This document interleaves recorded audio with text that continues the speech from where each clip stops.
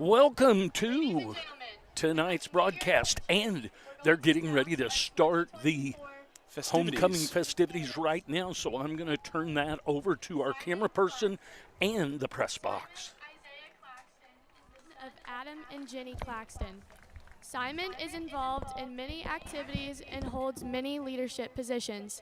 He is the president of National Honor Society, president of Music Makers, vice president of Student Council, and student leader for FCA and First Priority.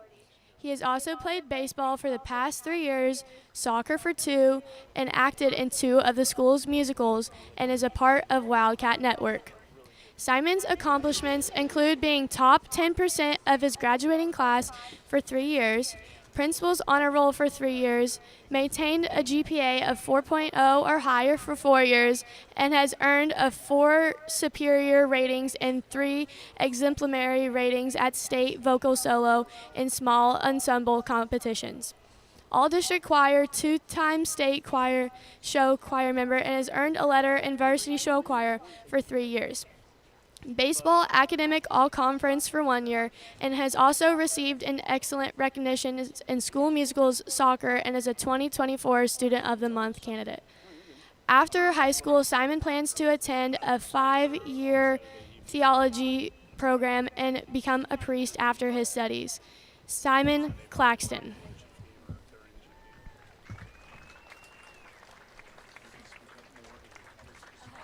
Audrey Craig. Audrey Jolene Craig, daughter of Michael and Angela Craig.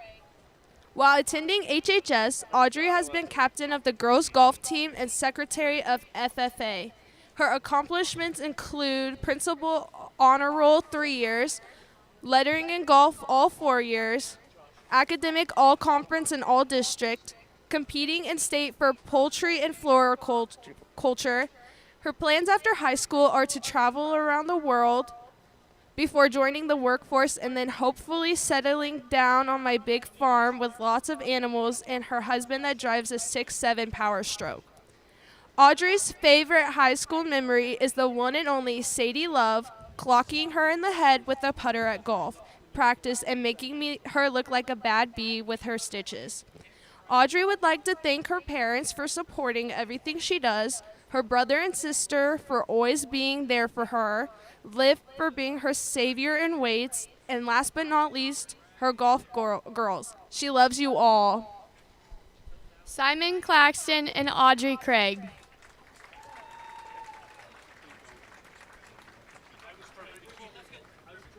Lucas DeVinny. Lucas Oliver Kincaid DeVinny is the son of Eric and Virginia DeVinny. While attending HHS, Lucas has been involved in varsity soccer for the past 4 years, and he is also a 4-year varsity wrestler, being voted captain the last 2 seasons. He is also a 2-time state competing wrestler. Lucas is an active member in many clubs such as Student Council, National Honor Society, DECA, and Traction. For the past 3 years, Lucas has been in the top 10% of his class and has been on the principal's honor roll. He has maintained a 4.0 throughout all of high school. After high school, Lucas plans on attending the University of Missouri to study computer engineering while also participating in their ROTC program. He hopes to use this knowledge gained from the ROTC program to go into active military service. Finally, Lucas would like to shout out to his family for always believing in him and his friends for always being by his side. Lucas DeVinny. Audrey Coffey. Audrey Grace Coffey is the daughter of John and Laura Coffey. While attending HHS, Audrey has been involved with girls soccer, boys soccer manager, Music Makers dance captain, serving as a district communications intern, First Priority, FCA, DECA, and Traction, NHS, and Student Council. She currently holds the position of NHS Vice President and is serving as a student body president. Her accomplishments include the AP Scholar Award, ACT Hall of Fame, top 10% of her graduating class, varsity letters in soccer, choir, student council, all conference and all district honors for soccer, 2-time DECA international qualifier, 2020 September Student of the Month. Audrey's plans after high school are to go to a 4-year college with an undecided major. She plans to eventually get married and be a mom to a bunch of little mini-me's. Audrey would like to shout out her parents and sisters for loving her so much and making her into the person she is today. And finally, Carter for being the best boyfriend ever. Lucas Davini and Audrey Coffey.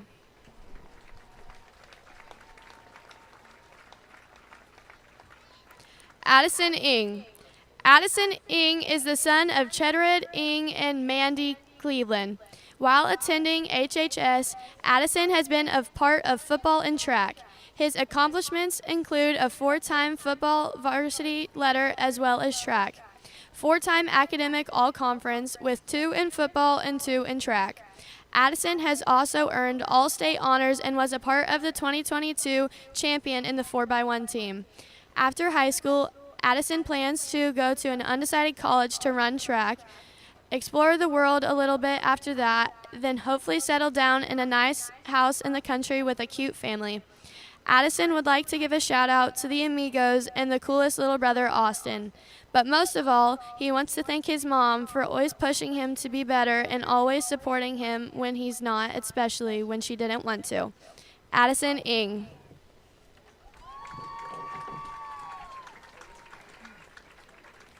Jaylee Mitchell. Jaylee Mitchell is the daughter of Bonnie and Jeremy Mitchell. While attending HHS, Jaylee has been a member of DECA, Student Council, and First Priority. She currently serves as the student body treasurer and is a student leader in First Priority. Her honors include top 10% of the class for 3 years, principal's honor roll for 3 years, maintained a GPA of 4.0 or higher for 4 years, first place in DECA districts for 2 years in a row, as well as another third place award. And finally, 4th place academically in the graduating class of 2025. After high school, Jaylee intends to attend an undecided college or university. Addison Ing and Jaylee Mitchell. Brandon Phillips. Brandon Cortez Phillips is the son of Ashley Ellis. Brandon is involved in DECA and is also a 2025 Mercenaries leader.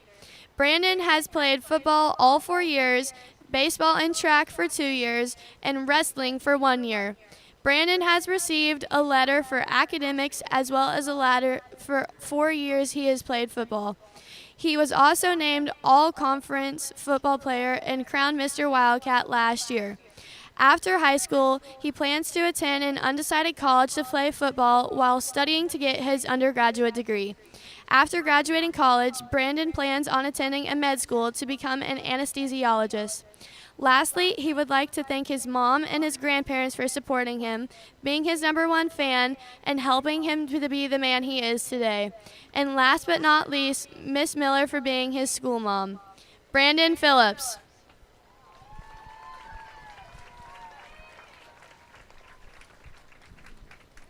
Kaylee Norris. Kaylee Norris is the daughter of Jason and Nicole Norris. While attending HHS, she has been involved in cross-country, track, tennis, DECA, Student Council, and National Honor Society. Over the course of her high school career, Kaylee has been very accomplished in track and cross-country. In cross-country, she is a 2-time district champion. She was 9th runner-up at state in 2022 and the state champion in 2023. She currently holds many course records across the state as well as the school record. In track, she is a 2-time district champion, runner-up in state track in the 3,200 and 800 in 2023, runner-up in 1,600 in 2024. She achieved the title of state champion in the 1,600 meters in 2023 and state champion in the 3,200 in 2024. She currently holds a school record in the 3,200, 1,600, and 800 meter and was named the Casey Metro Runner of the Year in 2023. Kaylee is also in the top 10% of her graduating class. Her plans after high school is to study business marketing and nutrition while running cross-country track at a Division I school. Commitment coming soon. One piece of advice Kaylee would give would be to follow your dreams to live the life you want to live. She wants to give a special shout out to her family for always being there for her and believing in her, and finally to all her girls, Leanne, Jaylee, and Taylor, for being the best friend she could ask for and supporting her through everything. Brandon Phillips and Kaylee Norris. Nathan Reynolds. Nathan Wayne Reynolds is the son of Jeremiah and Kelly Reynolds. While attending HHS, Nate has been a member of DECA and captain of Harrisonville football for 4 years, varsity runner in track and field for 3 years. Nate's accomplishments include a 4-year all-academic letter in football, 3rd team All-State, 1st team All-Conference his sophomore and junior year, and 1st team All-District sophomore and junior year.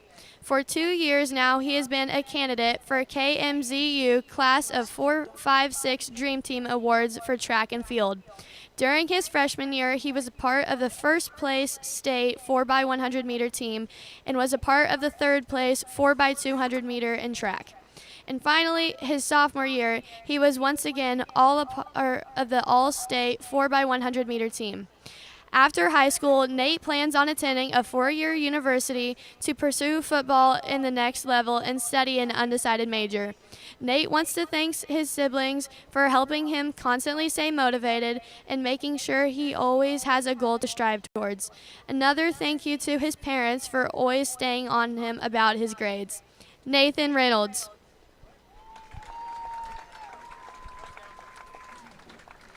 Leanne Carruthers. Leanne Elizabeth Carruthers is the daughter of Brent and Carrie Carruthers. While attending HHS, she has been a member of Student Council for 4 years, DECA for 3 years, NHS for 2 years, Key Club for 3 years, SAD for 2 years, Science Club for 2 years, and First Priority for 1 year. Her other activities include being the student assistant trainer for the past 4 years. Leanne's accomplishments include principal honor roll for 3 years, top 10% for the past 3 years, competed in DECA State 2 years, and placed first in districts 1 year. Leanne's plans after high school are to attend K-State for 4 years, then go to KU for med school to later become a sports medicine orthopedic surgeon. Leanne would like to shout out the Fab Four, Jaylee, Taylor, and Kaylee, and her family for being her biggest supporters. Nate Reynolds and Leanne Carruthers.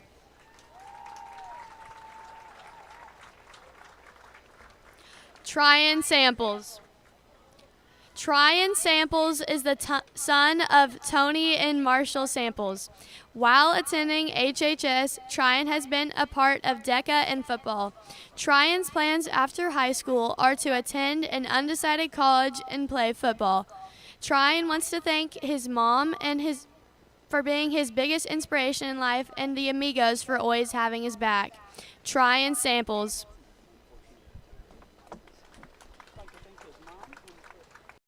Ava Little. Ava Lawson Little is the daughter of George and Brandy Little and the stepdaughter of Josh Lavlock. While attending HHS, Ava has been involved in Key Club, National Honor Society, and soccer. She has maintained a 4.0 throughout high school and has been named Academic All-Conference all 4 years as well. Ava has received a letter in soccer every year she has played and was also awarded All-Conference and All-District Honorable Mention for the previous season. Her most memorable moments are the previous soccer seasons, as she loves making new memories and having so much fun with her girls. After high school, Ava plans to attend college and major in psychology and minor in criminology, while playing soccer. Lastly, Ava would like to shout out her boyfriend, Braden, for being the light of her life, her favorite girls, Caitlin and Carly, and finally her siblings, Jackson, Jaden, and Jocelyn, for making her laugh every single day. Tryon Samples and Ava Little. Prince Miles David Robert Schroeder is the son of Matthew and Amy Schroeder. Miles is a kindergartner at ECC. His favorite thing is playing Transformers and Hot Wheels with his big brother Maddie. When Miles grows up, he wants to be a firefighter and a paleontologist. Prince Miles Schroeder.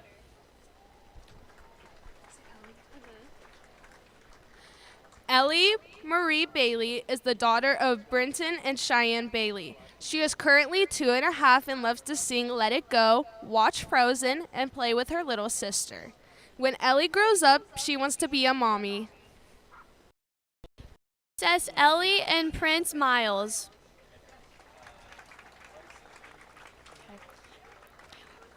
Returning to crown our candidates are Queen Brooklyn Roney and King Riles Minsky.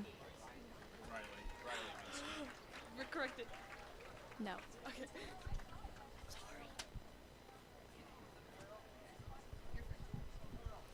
Our king runner-up is Brandon Phillips.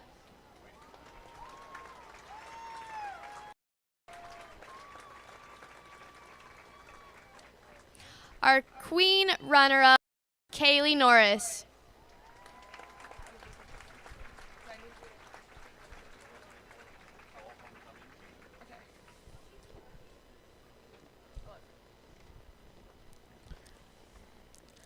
Our 2024 Fall Homecoming King is Lucas Deviney.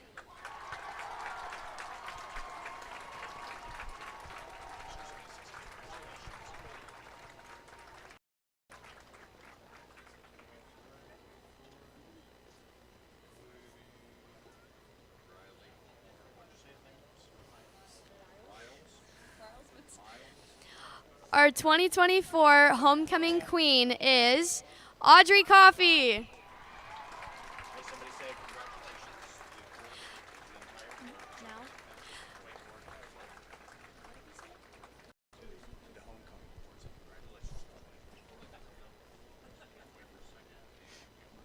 Congratulations to our Fall 2024 Homecoming Court.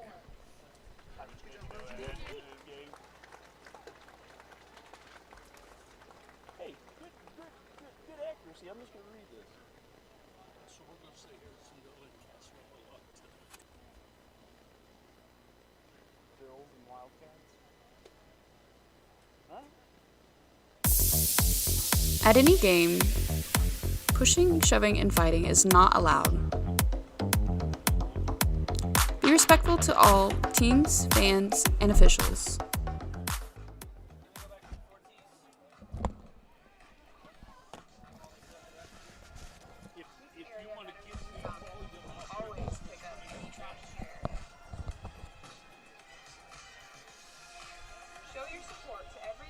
Maybe you could have who scored their 6th touchdown, and he's got 5 right now, and he scores a touchdown. That's his 6th of the year.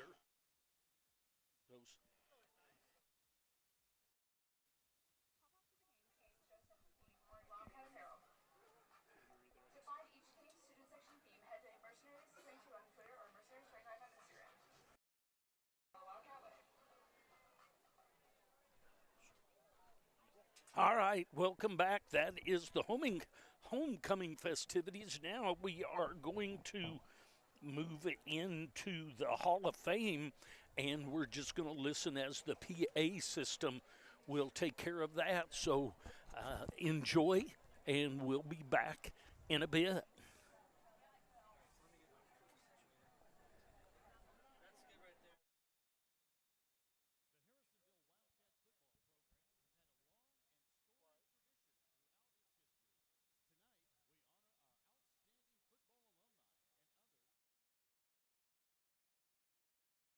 Football with the induction of the 2024 Harrisonville Wildcat Football Hall of Fame. Our first inductee is Lloyd Hansen. Lloyd graduated from Harrisonville High School in 1983. He was a 2-year starter for the Wildcats on the offensive and defensive line, playing on the varsity from 1980 to 1982.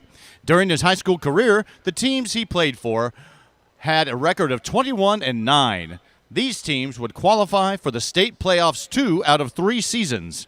During Lloyd's sophomore season of 1980, the Wildcats would finish the season as Class 3A District 7 playoff qualifiers. In 1981, during the junior campaign with the Wildcats, they would defeat the defending Class 3A state champions O'Hara Celtics 10-7 in overtime for Harrisonville's first ever home playoff win at Memorial Stadium. Lloyd would be honored that season as West Central All-Conference first-team offensive tackle and second-team defensive tackle. He would also be honored as a Class 3A All-District first-team offensive tackle and second-team defensive lineman. During his senior season of 1982, Lloyd was honored as West Central All-Conference first-team defensive lineman.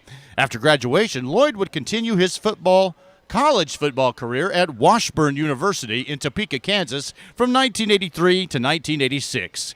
In 2015, Lloyd was honored as a member of the Harrisonville Wildcats football 1980 to 1989 all-decade team as a second-team offensive lineman. Tonight, we are honored to induct Lloyd Hansen into the Harrisonville Wildcats Football Hall of Fame. Ladies and gentlemen, Lloyd Hansen.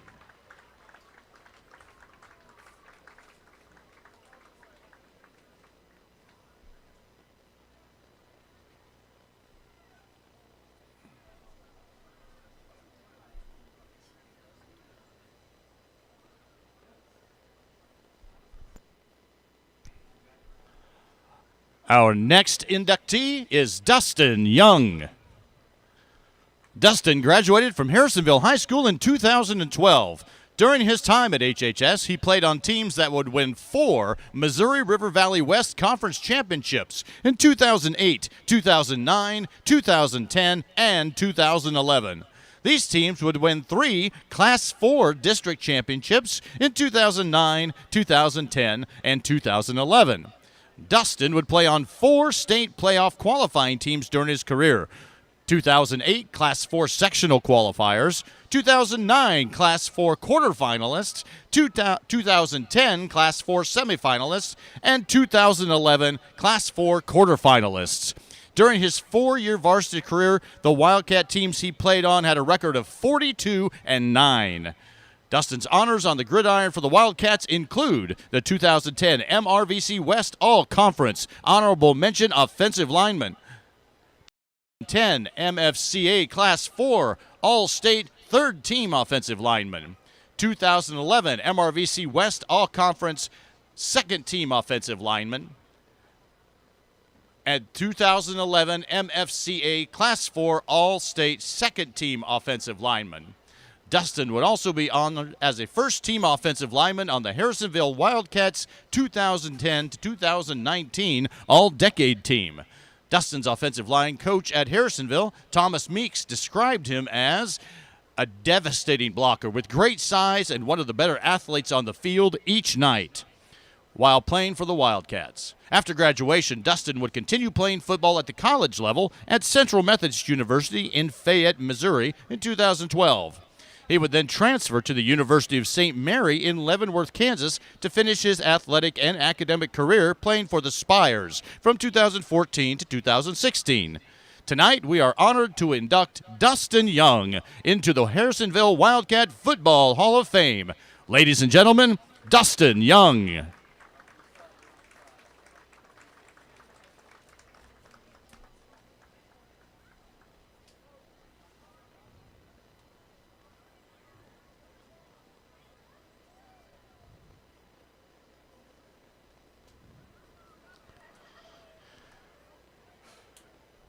Our next inductee is Donnie McLeod. Donnie graduated from Harrisonville High School in 2008. He would play on 3 state championship teams, 2005, 2006, and 2007, and 1 state runner-up in 2004. These teams would accumulate a 53-3 record during his 4-year career at HHS.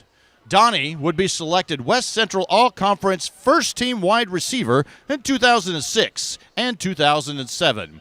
As a senior in 2007, Donnie was selected as a Kansas City area Class 3 All-District First-Team Offensive End, Missouri Sports Writer Class 3 All-State First-Team Receiver, MFCA Class 3 All-State First-Team Receiver, and was selected to the Democrat Missourian All-Cass County Large School Football Team as receiver. Donnie would be named to the Harrisonville Wildcats Football 2000 to 2009 All-Decade Team as a first-team wide receiver. Coming into 8th grade, Donnie was adamant about wearing number 54 because he was a big Brian Urlacher fan. Coach Fred Bouchard told him he could not play receiver and wear that number at the prep level. Donnie said he would play on the line because he really wanted that number. It took a while, but he finally acquiesced to take the receiver number. Coach Bouchard and every Wildcat football fan were pleased with his decision to become number 84. And as they say, the rest is history. Donnie still holds 2 program receiving records at HHS. Receiving yards for a season with 1,153 yards in 2007, and receiving touchdowns in a season with 14 in 2007. Upon graduation, he would attend Mid-America Nazarene University in Olathe, Kansas, playing football and baseball for the Pioneers from 2009 to 2012. Tonight, we are honored to induct Donnie McLeod into the Harrisonville Wildcats Football Hall of Fame. Ladies and gentlemen, Donnie McLeod.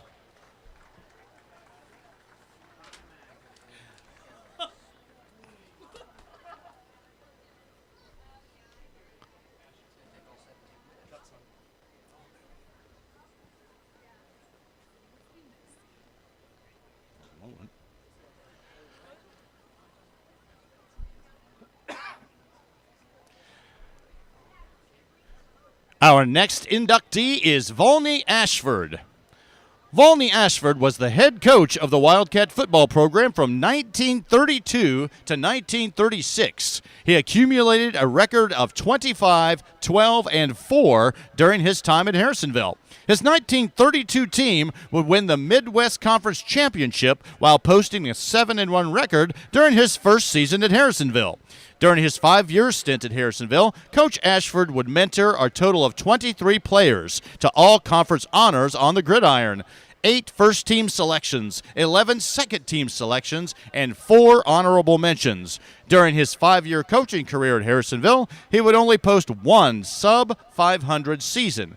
Prior to taking the head coach job for the Wildcats, Volney Ashford would play his college football at Missouri Valley College in Marshall, Missouri.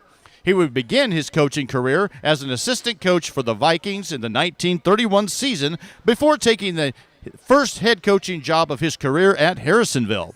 Coach Ashford would depart Harrisonville, returning to take the head football coaching position and chairman of the Department of Physical Education at his alma mater at Missouri Valley College in 1937.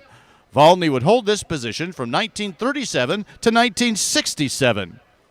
During his coaching tenure at MVC, Coach Ashford would have a record of 197, 55, and 12, which ranks in the top 10 of college football in all divisions, winning 14 Missouri College Union championships, making 9 bowl game appearances, and having 4 undefeated teams.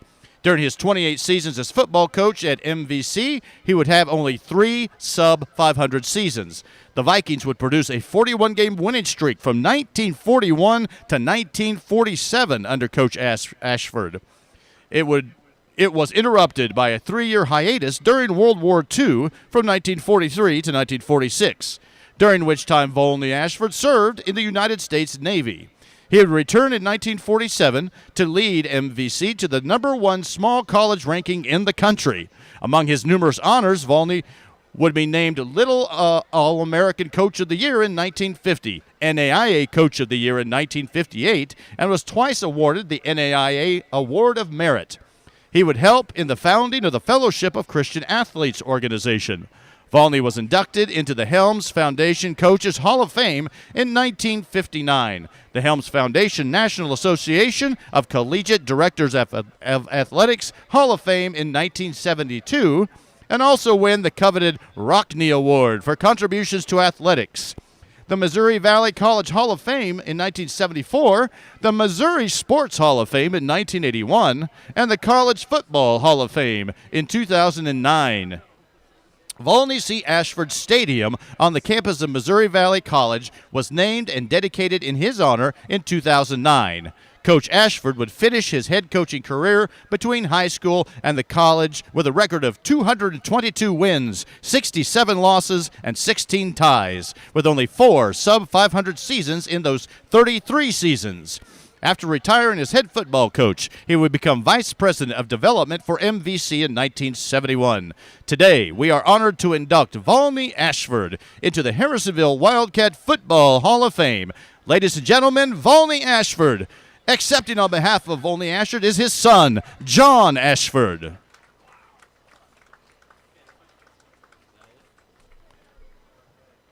One more big round of applause for the 2024 inductees of the Harrisonville Wildcat Football Hall of Fame.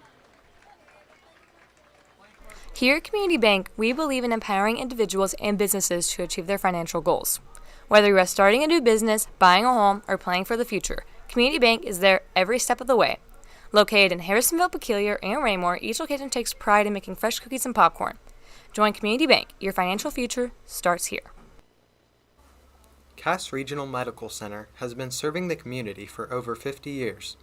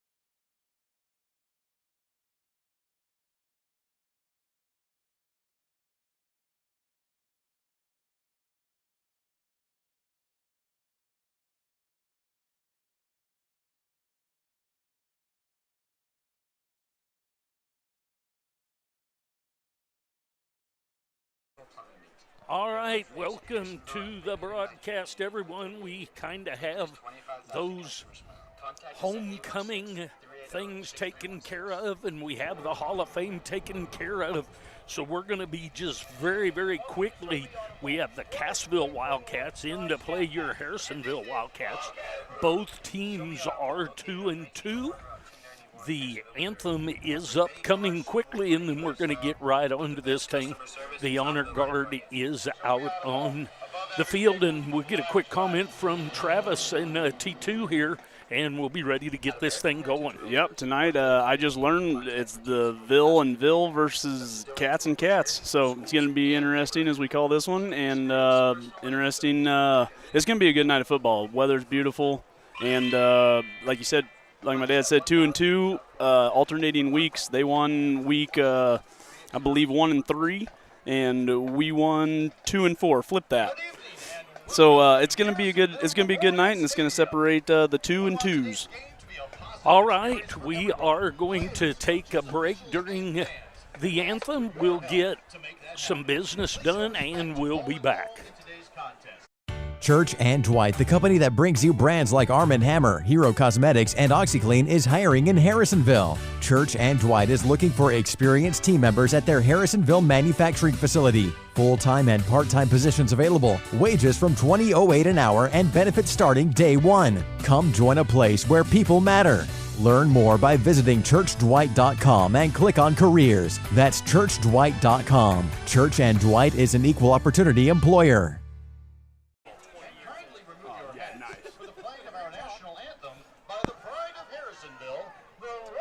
Years of experience in the industry and offers a variety of services to make them your number one option for anything plumbing related. With a wide variety of services from clogged pipes to a new hot water heater and all the best state-of-the-art equipment, JCM Plumbing is your place for everything you need for plumbing in your home. So just call me, JCM, to take care of that leaky pipe at 816-726-8281. Ready to upgrade your patio for those football watch parties? Call Ethan Young with 2-3 Construction Services to get started today. He can create a fun patio area complete with a fire pit in case it gets a bit chilly for one of those Wildcat or Chiefs fall nights. If a new driveway or floor for the shop is part of your upgrade, he will help you there as well. Call Ethan today at 816-533-2119 and put 2-3 Construction Services to work for you. It always seems to happen. We buy new tires and a week later we run over a nail. Not a problem when you have purchased your tires at Young's Tire and Wheel Center. You get the free flat repair for the life of your tires. On a budget, Young's has the best selection of new and used tires to save a little extra money. When the time comes for new tires, stop at the shop 4T's Trust to keep them rolling down the highway. Young's Tire and Wheel Center on South Commercial in Harrisonville. All right, welcome back. It's time for Friday night football here on the campus of the Harrisonville Middle School. The Wildcats welcome into town the Cassville Wildcats in their black and yellow. The Wildcats, I believe, have on their black with the blue accentuated numbers, and I think those are the numbers that I can see a little better, so I like it. Hey, we're going to get a couple more commercials in because of the homecoming, which is great stuff to do, and because of the Hall of Fame, which is great stuff to do.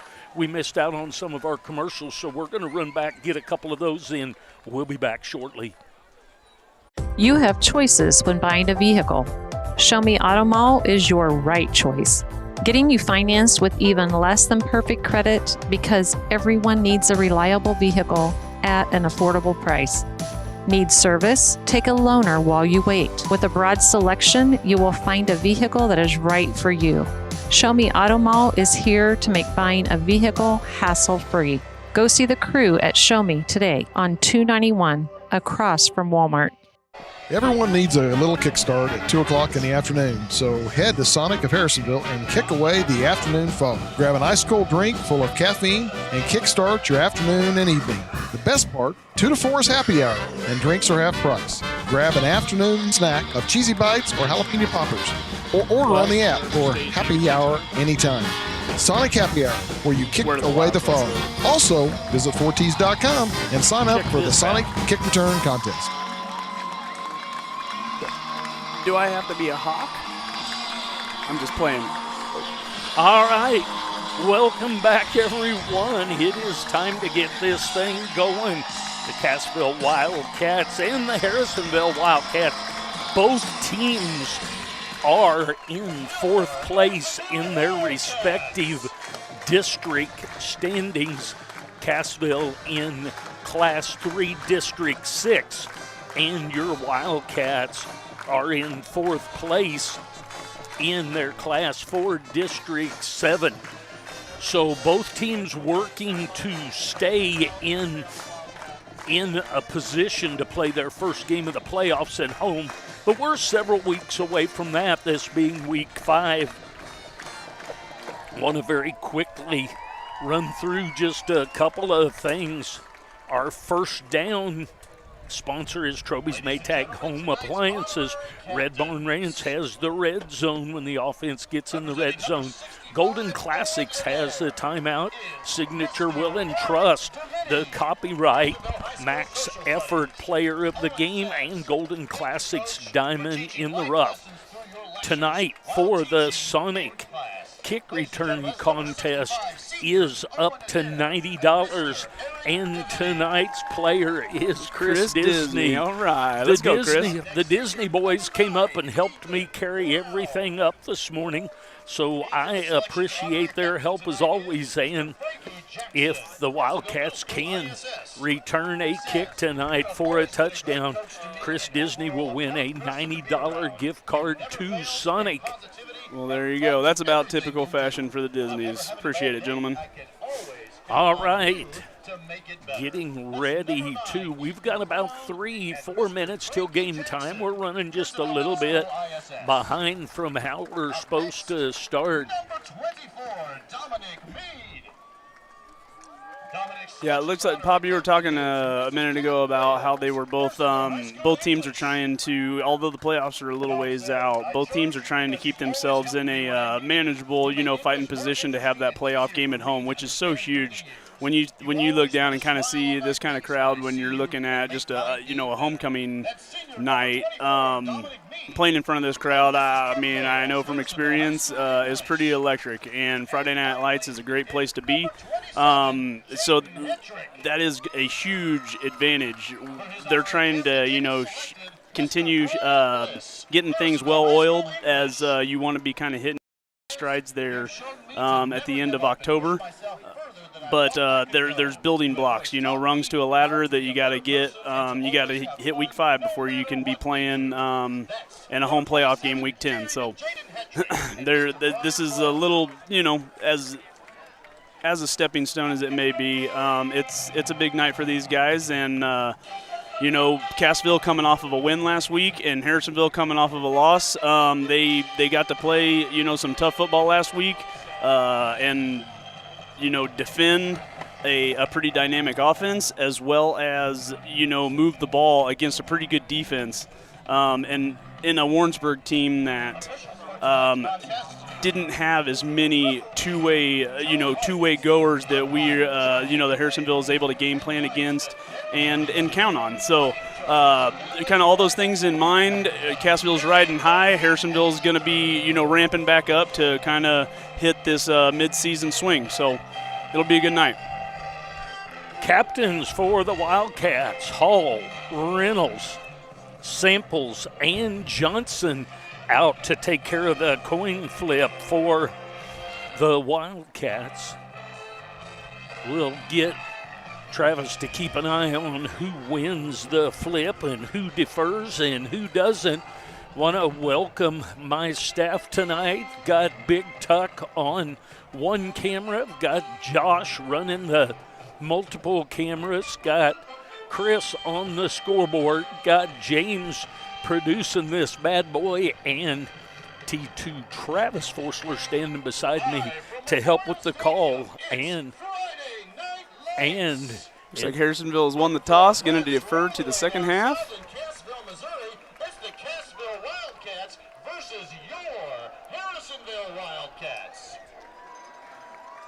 The Wildcats will defend and kick from the south. That is the right.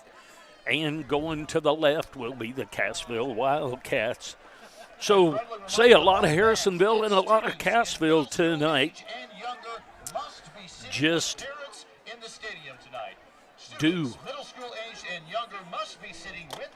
we're about ready to go with this one. We're about 30 seconds away. Would like to thank all my staff for being here to keep things going. And we're about ready to get this bad boy going.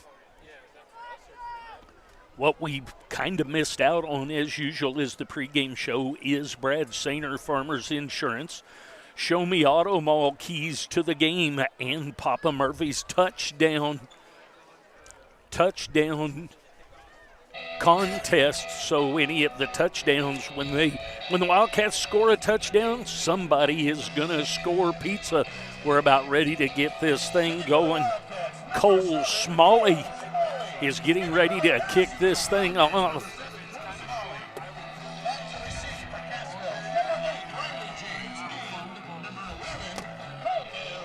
James and Rourke back deep for Cassville.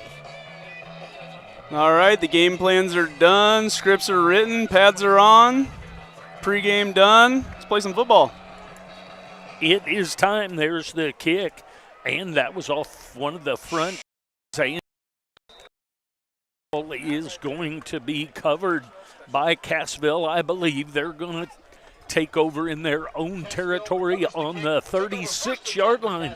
1st and 10 on their own 36 as we get this thing going tonight.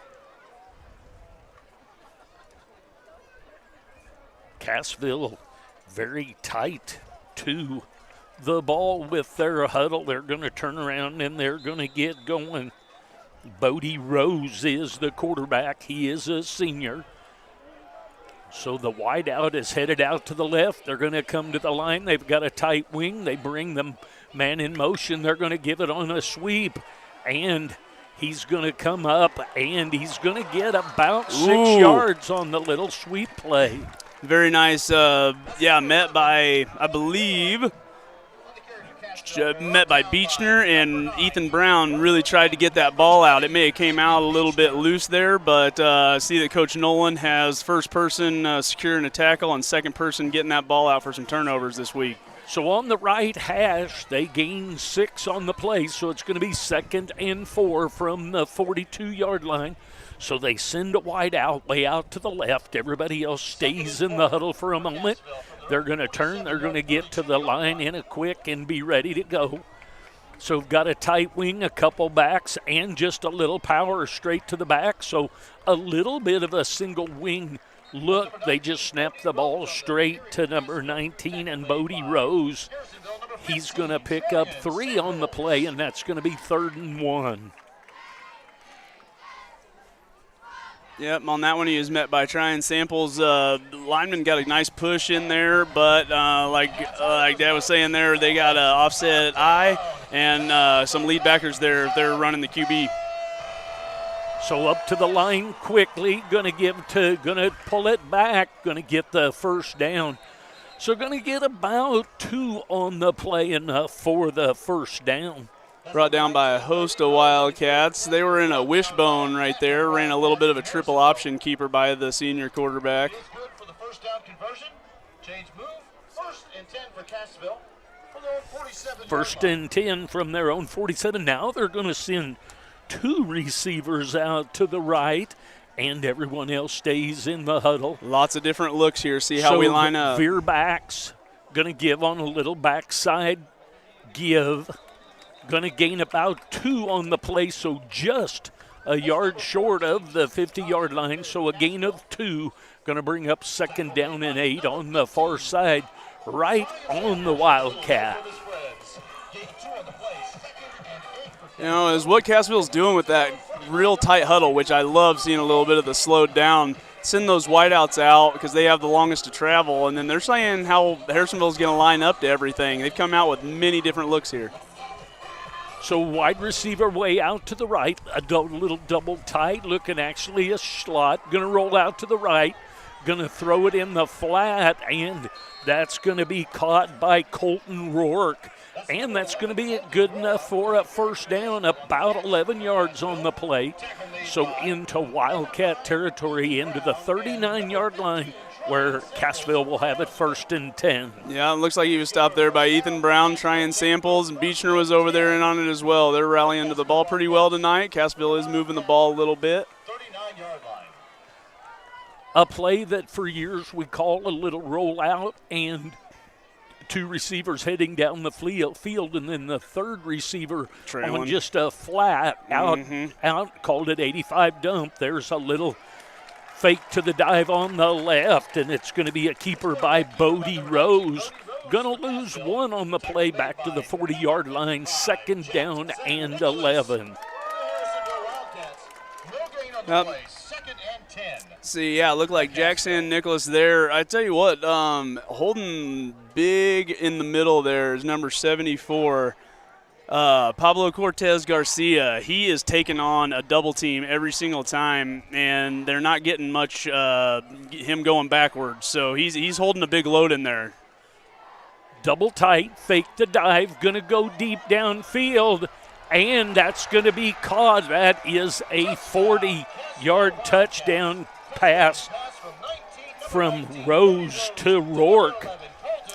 So Rourke deep down the middle, got behind the defense, and they take a 6-0 lead with 9:21 remaining in the first period. Yeah, it looked like they manned up right there and got a little bit step behind. We always had a saying, if he's even, he's leaving, and right there Ethan got a little bit of a step behind. But, I mean, in this first scripted plays, their game plan is going how it's supposed to, and defense is going to make some adjustments. Diego Harros with the extra point. That makes it 7-0 to Cassville. We'll take a break. We'll be back after this. Everyone needs an advocate in the insurance world. Let Lacey Dominic of Shelter Insurance be an advocate for you. With free policy review and quotes, she aims to help you weigh your options. With auto, home, life, and business insurance, Lacey wants you to have a positive and friendly experience. A former Wildcat herself, it is important for Lacey to support the community and Wildcats. Call today to set up an appointment at 816-380-2700 with Lacey. All right, welcome back, everyone. So a drive for the touchdown on a 40-yard touchdown pass from Rose to Rourke. 9:21 left in the first. The Harrisonville Wildcats are going to get their first to go here. And it looks like trying samples, and is that there's a play that is going to be taken at the 24-yard line. Uh-oh. And down the sideline, no flags? No flags? No flags so far. He's going to be out of bounds at the 3-yard line. First and goal at the 3. He took it at the 24. So 40, 50, 62-yard run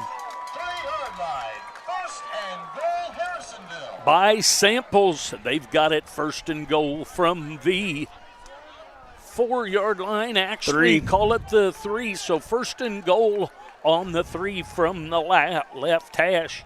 Levi Hall will be the quarterback.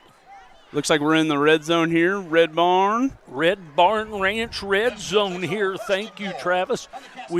I was thinking that was going to be a touchdown there. I thought so as well. I was already thinking about Chris Disney. You need to get him some high knees going on and get him in the end zone 3 yards. So we got a tight wing to the left, split to the right, motion over to the right, and a pitch out to Phillips, and Phillips is going to gain about a short yard. Yep, taken down by Tristan Thompson there, junior linebacker.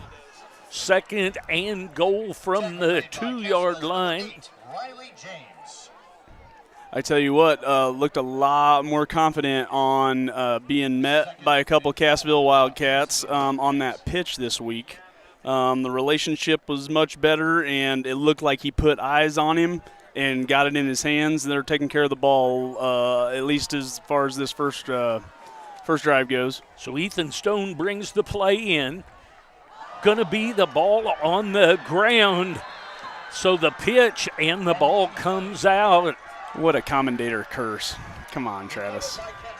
And the ball just off the hands of the pitchback, and the Cassville Wildcats take over deep in their own territory from the 13-yard line.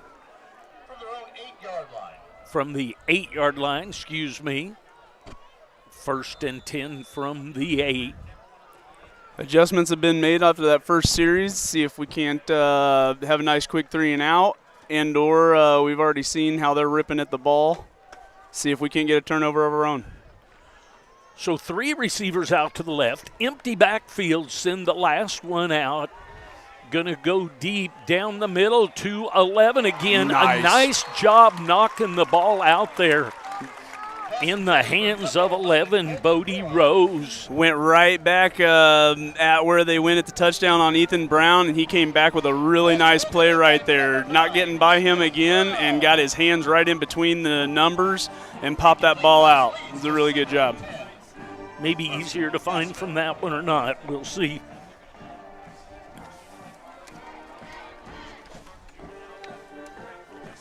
All right, second down and 10. So not a bad job. 2 out by wide. Cassville, 2 out wide to the Look left. at an inside run here. Split backs and met at the line was the running back. Looks like you got Jackson Nicholas there, and Pablo Cortez Garcia getting him some as well. Senior. Moving that line of scrimmage back towards Cassville. That was Kyle Bailey on the carry. He was met in there by the interior line of the defense. So 3rd down and 10 now. See if the Wildcats can get off the field. Look for play action here. A little misdirection. Great job staying home. Got to make the tackle. Got away from the first tackle. The first tackle had it behind the sticks, and he shakes that one tackle, and he gets a first down. So the ball out to the 20-yard line. 1st and 10 on the near hash here. 1st and 10 at the 20. Tried to go back at Ethan Brown again, this time on the ground, but a little misdirection there. Is a really good call by Cassville there. Good job staying home by Ethan. 1st and 10, 20-yard line of Cassville. They took over at the 8-yard line after the fumble. Outside is Colton Rourke. And Rourke is going to gain a couple on the play. It's going to bring up 2nd down and 7. Yep, Addison Ing there. Good job keeping outside contained. That's very easy to get outside the numbers and only have one person to make miss.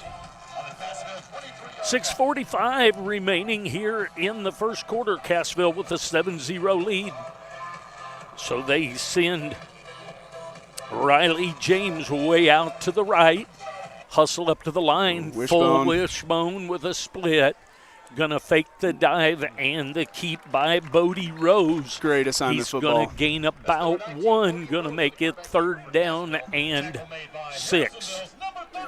Keller Johnson right there on the stop is, again, really good assignment football. When you got a wishbone, you possibly have 4 options right there. And that playing option football against Harrisonville is typically going to have those accounted for. So number 12, Yang, goes way out to the left. Rourke comes out to the right, and Riley James. Oh, ball on the ground. Ball is on the floor and taken care of. Jackson Nicholas there. Really good pressure. 10. So 4th down and 10 back at the 20-yard line. Like to welcome Gary Davidson, has come up to visit with us a little bit tonight. Doing well. How are you? 4th and 10. Make sure you gotta have all your fakes and whatnot accounted for here. It'd be a pretty tough go here. Off the side of the foot. Off the side of the foot by Bodie Rose, and it's going to go out of bounds at about the 45-yard line.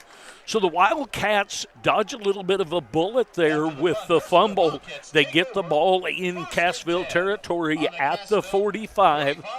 On the left hash, the near hash, right at the edge of the logo. They'll have it 1st and 10.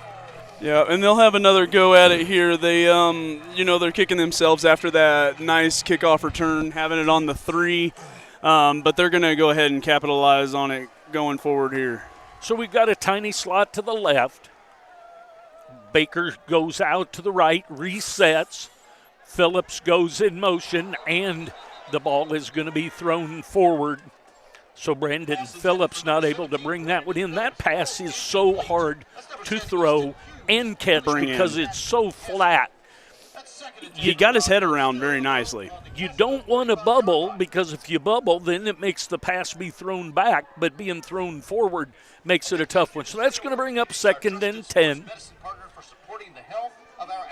Going to be double tight, a little split to the right, tight wing to the left, veer backs, a little outside veer action, and off to the races. Very nice. Is touchdown for the Wildcats. Brandon Phillips with the touchdown with 5:01. So that'll bring up a Papa Murphy's. The Wildcats scored a touchdown, so someone scores pizza. Cole Smalley is going to try and kick this one through to tie things up.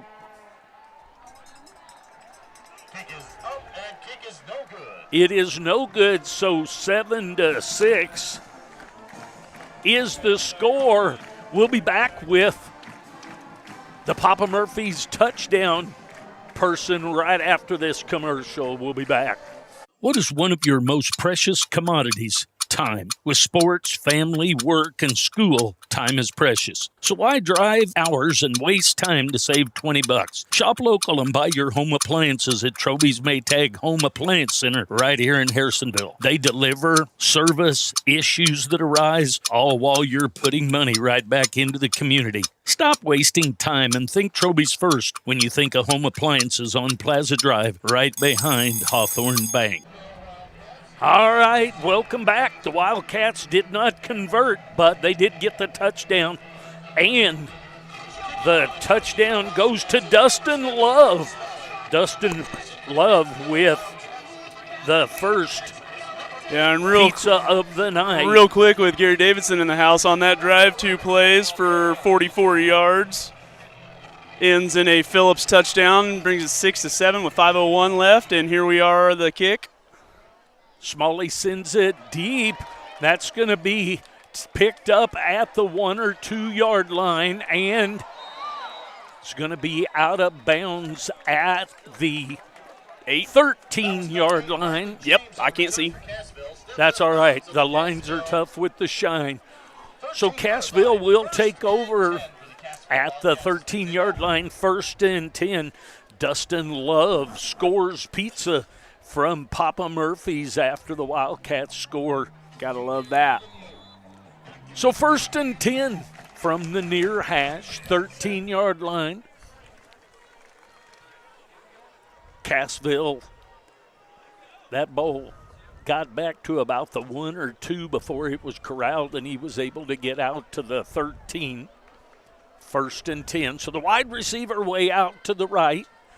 And they're going to be coming out with a tight wing on the left. Going to give it on a little power to number 11, Colton Rourke. Rourke plays as a receiver. He had the deep touchdown pass on that first play. Samples got with tripped the up stop. by Samples, absolutely. 2nd down and 7 after a gain of 3. Cassville going to send the wide receiver out now to the wide side, and that's going to be Riley James. James looks to be on the line of scrimmage, so they're going to be a little tight, a slot left, and going to run a power over to the right offensively, and met by Keller Johnson.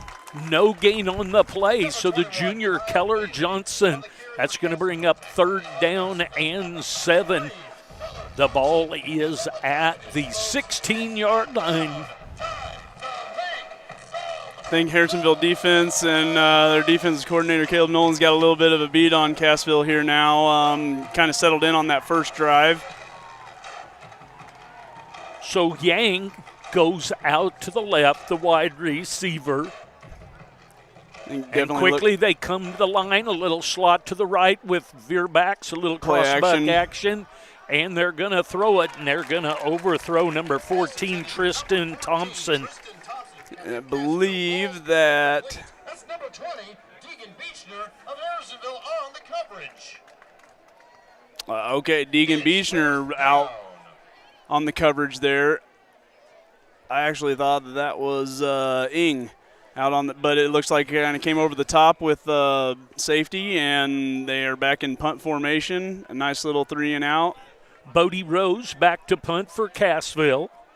Brandon Phillips back deep. Here's another opportunity for the Sonic kick return contest.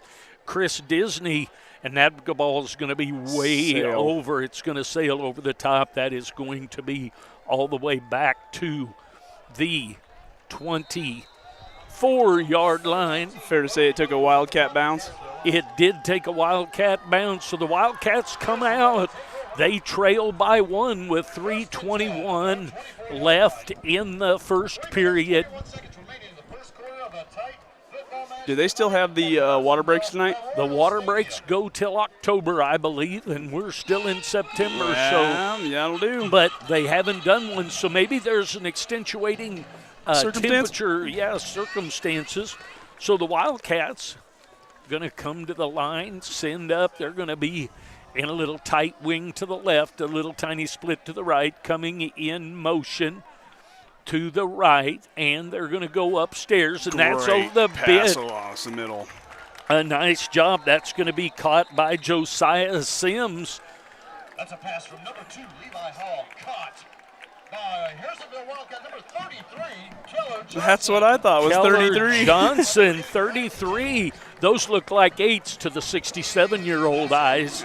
So not a good job by me, but that is a Troby's Home Appliance Center first down. When you think appliances, you think Troby's first. So the 38-yard line, 1st and 10. Tight wings to both sides. Going to run a little lead option to the right. Makes the pitch. And the pitch. That's number 17, Phillips. Brandon Phillips. Little extracurriculars. On the pitch, flag on the play. Phillips with the carry from Levi Hall. Got a flag on the play. As it stands right now, gain of 2. And Phillips had a little bit of shoulder to deliver on that at the end of that run, staying on his feet as he went out of bounds. We'll look to see what this flag is on the far side. I think it's going to be one of those personal foul defenseless players is what we're going to see. There is that personal foul on the Wildcats. I saw Coach Maxwell come out, look at the offending player, and point to the side of his head saying, hey, think about what you're doing out there. So that's going to move it back to the 25-yard line. So it's going to be. Loss it down. Because I believe that happened at the end of the play. So a tight wing to the left, a little split to the right, veer backs. In essence, a tight pro-right for pro-left formation.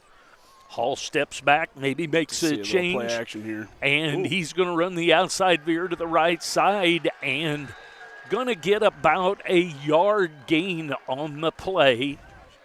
Because they ran that into the the small side inside. of the field. Yep. They may be setting something up right here for a long 3rd down gain, which they're going to need. They're going to go with a little tempo here, a little tight wing to the left, a little split to the right, veer backs, Hall under center. Going to run the outside veer over to the left side this time. Phillips on the carry. Looking to flip the field here a little bit. Brings up 4th down. Back to punt for Harrisonville's number 7, Cole Smalley. Cole Smalley back to punt. Is number 11, Colton Rourke. Rourke is back for Cassville. Plenty of time. Kick is going to be short, but has some hang time. Good hang time, just going straight back across the field. That's going to be down at the 43-yard line of Cassville. So 1st and 10 from their own 43 on the near side. Minute 30 left here in the first quarter. Still a tight ball game, 6-7. Your Harrisonville Wildcats down by 1 here, heading towards the end of the first quarter. So $1:29 remaining. Excuse me. Sorry. Yeah, right there. Almost look like a wing tee. Barintos is out to the side. That ball is carried by Bodie Rose, the senior. About 7.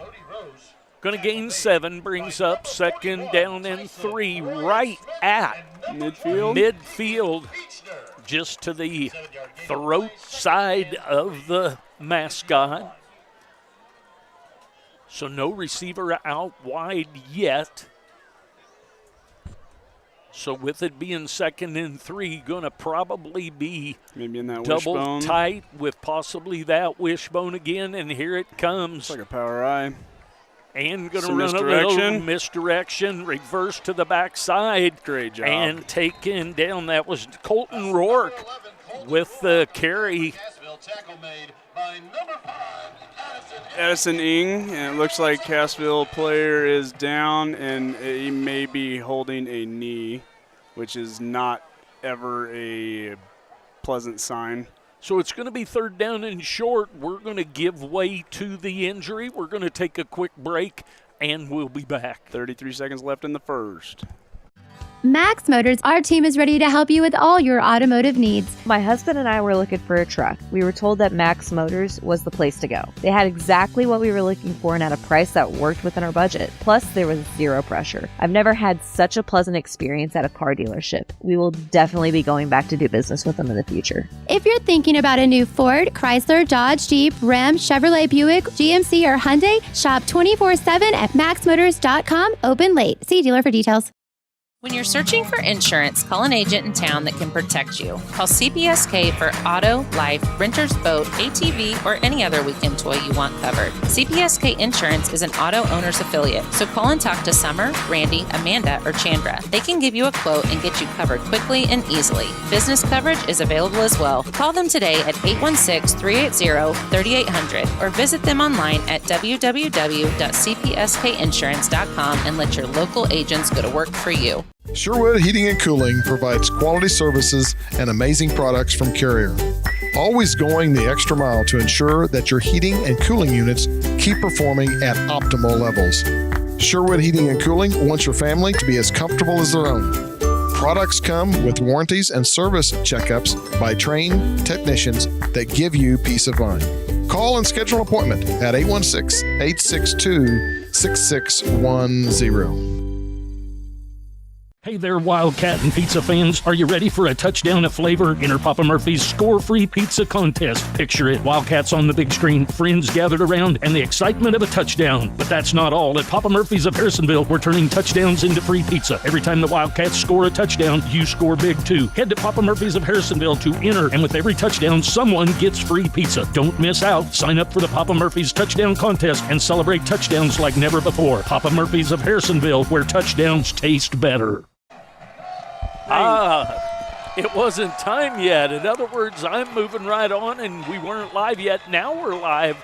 So Rourke was the hurt player. He left on his own accord, so that's a good thing. Clock is ticking. 3rd down and 2 and 22 seconds, so they do have to snap the ball here.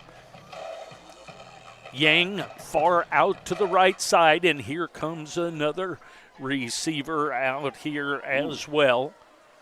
So they're going to run a little bit, and that's going to be very close to a first down.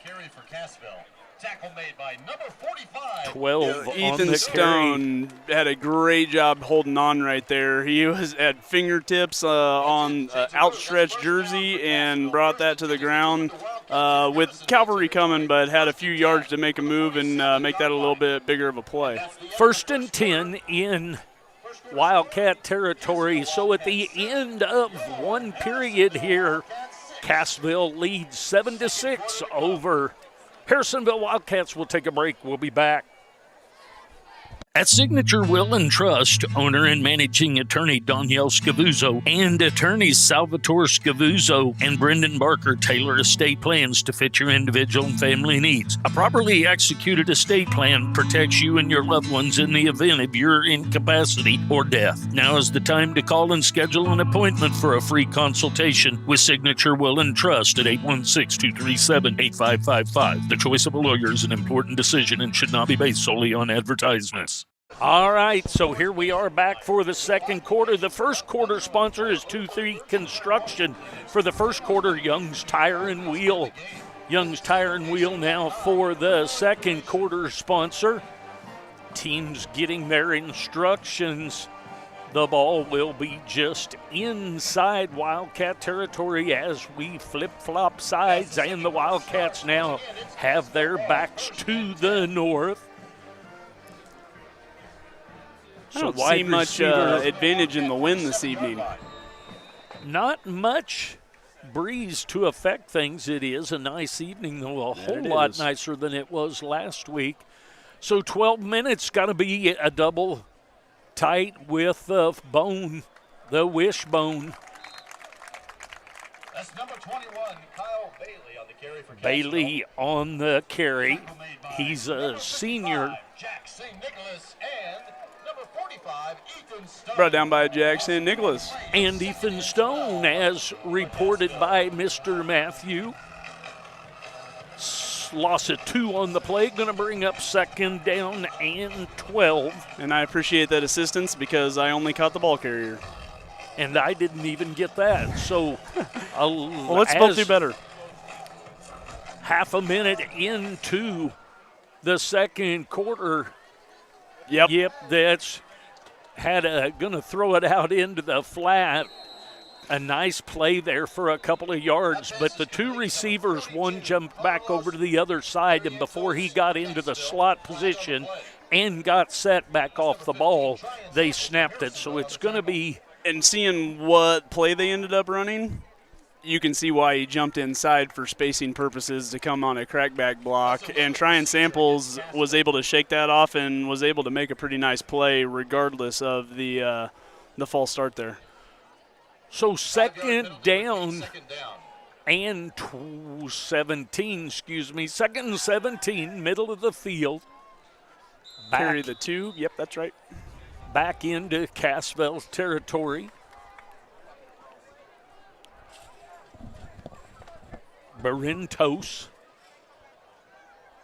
comes far out to this side. Tell him to stay inside the hash this time. Going to be cross buck action, going to throw it out into the flat. The receiver was intended Tristan Thompson, the junior. And Addison Ing down here on the coverage. It's going to bring up third down and 17. Now you're looking for assignment defense here as they may be staying offense out here. You're also thinking find out where number 11 is because he can get down the field. He's to the far side. So he's going to be to the far side, and they hustle up to the ball. Not much for play action. Bodie Rose back, and he throws it deep and very just nice. Knocked down. I believe that is going to be Ing. Possible Beechner as well. Colton Rourke was the intended receiver. Beechner and a couple of others back there deep. So 10-40 remaining. The Wildcats still trailing the Harrisonville Wildcats, trailing the Cassville Wildcats 7-6. And that's a fun play to watch. Everyone had nice timing. Everyone went up at its highest point and got that broken up. So the ball is kicked by Bodie Rose, going to be taken on a bounce. 15. And the ball comes out, and I believe. Not sure who went ahead and got on that. Sounds like 33 Keller Johnson was able to get that ball tightened up and get on the turf. So he got back a hold of it, and he wasn't trying to go anywhere. He just wanted to secure it. So first and 10 after the punt. 10.5 minutes remaining in the first half. So Chris Disney without an opportunity for the Sonic kick return contest there. So first and 10 from the 26-yard line. Coming in motion here toward the near side. Going to reset. Going to get a little lead option look. And he's going to pitch it back. And, catch a wonder That's number 17. how much they're going to give him on the sideline. That's right. Number 17, Brandon Phillips. And Bailey forces him out of bounds. Actually, I thought that was a hit out of bounds. Step out of bounds. Yeah, I think it was as well. He's flirting with that line over there. Gain of 8, so ball on the near side on the 34-yard line, second down and 2. I like to see a decision about a step further inside there to give your running back a little bit of time to make a move and get upfield. So Hall pulls it on the option, gets away from one would-be tackler, and then is tackled with a loss of 3. So 3rd down and a long 5, a short 6. So 3rd and 5. Stopped by Tristan Johnson for the Cassville Wildcats on that tackle for loss. It's going to be 3rd, and you said a long 5, maybe 6 here, and the playbook is open on 3rd and medium. So Keller Johnson bring a you might see another drag out across to the from right. him. Going to be a pass out to Brandon Phillips. Hang on to the ball. And, boy, you hear me say that a lot. That's going to be a gain of about 11. That's going to be a 1st down. That's a Troby Maytap Home Appliance 1st down. When you think appliances, you think Troby's first. 1st and 10 Tell you on what, the 42-yard tackle line. made by 39, Zach Myers, as Kip was saying. That's a freshman out there, and looked to make a pretty rookie mistake there as a horse collar tackle that got away from the officials on that one. Like to protect our players out there. Little outside veer look. Hall Good pull pulls by it. Hall. He's going to get outside. He's got 10. He's got 20. And he's in bounds. That's going to be a 1st down for 25-yard carry. So down to the Cassville 34-yard line on the far side. 1st and goal for the Wildcats in Cassville territory. 8:54 as the seconds keep ticking here in the 2nd quarter. Little tight wing to the right. Tight wing to the left, with a little stand-up split. Now motion over to the right. Gonna pitch it after the pull and taken down. Gonna get a couple there. Gets about 2. He was hoping that he rolled over the top of that player and just kept right on going. Number 50 on the tackle. Looks like Isaac Pickett. Isaac Pickett with the tackle. So 2nd down and 8. Going to be in the pistol formation. A little slot to the left, tight wing to the right. In motion is Baker. Oh, get the wheels back going. And it's going to be a loss of. Hall loses about 4 on the play, so it's going to be 3rd down and 12. Looks like number 9 and number 10. Also, Chance Freed and Easton Hughes, as well as Ethan Sizemore, the junior for Cassville on that loss. Again, 3rd and long here, you kind of have the whole playbook open. 3rd and 12. It's a little split to the right, tight wing to the left. That motion on the left comes over to the right, resets. Now one of the backs comes in motion to the right. Back to passes. Hall releases it up. And that's going to be caught by Brandon Phillips. Going to get back about 8 of the yards. It's going to be 4th down and 4th and 4 for the Wildcats. So you're looking at 4 down territory here. The Wildcats come up. Going to be a tight wing to the right, a little split to the left. Coming in motion, he'll reset. Is Baker, and rolling out to that side, and it's going to be tackled with a loss. Turnover on downs.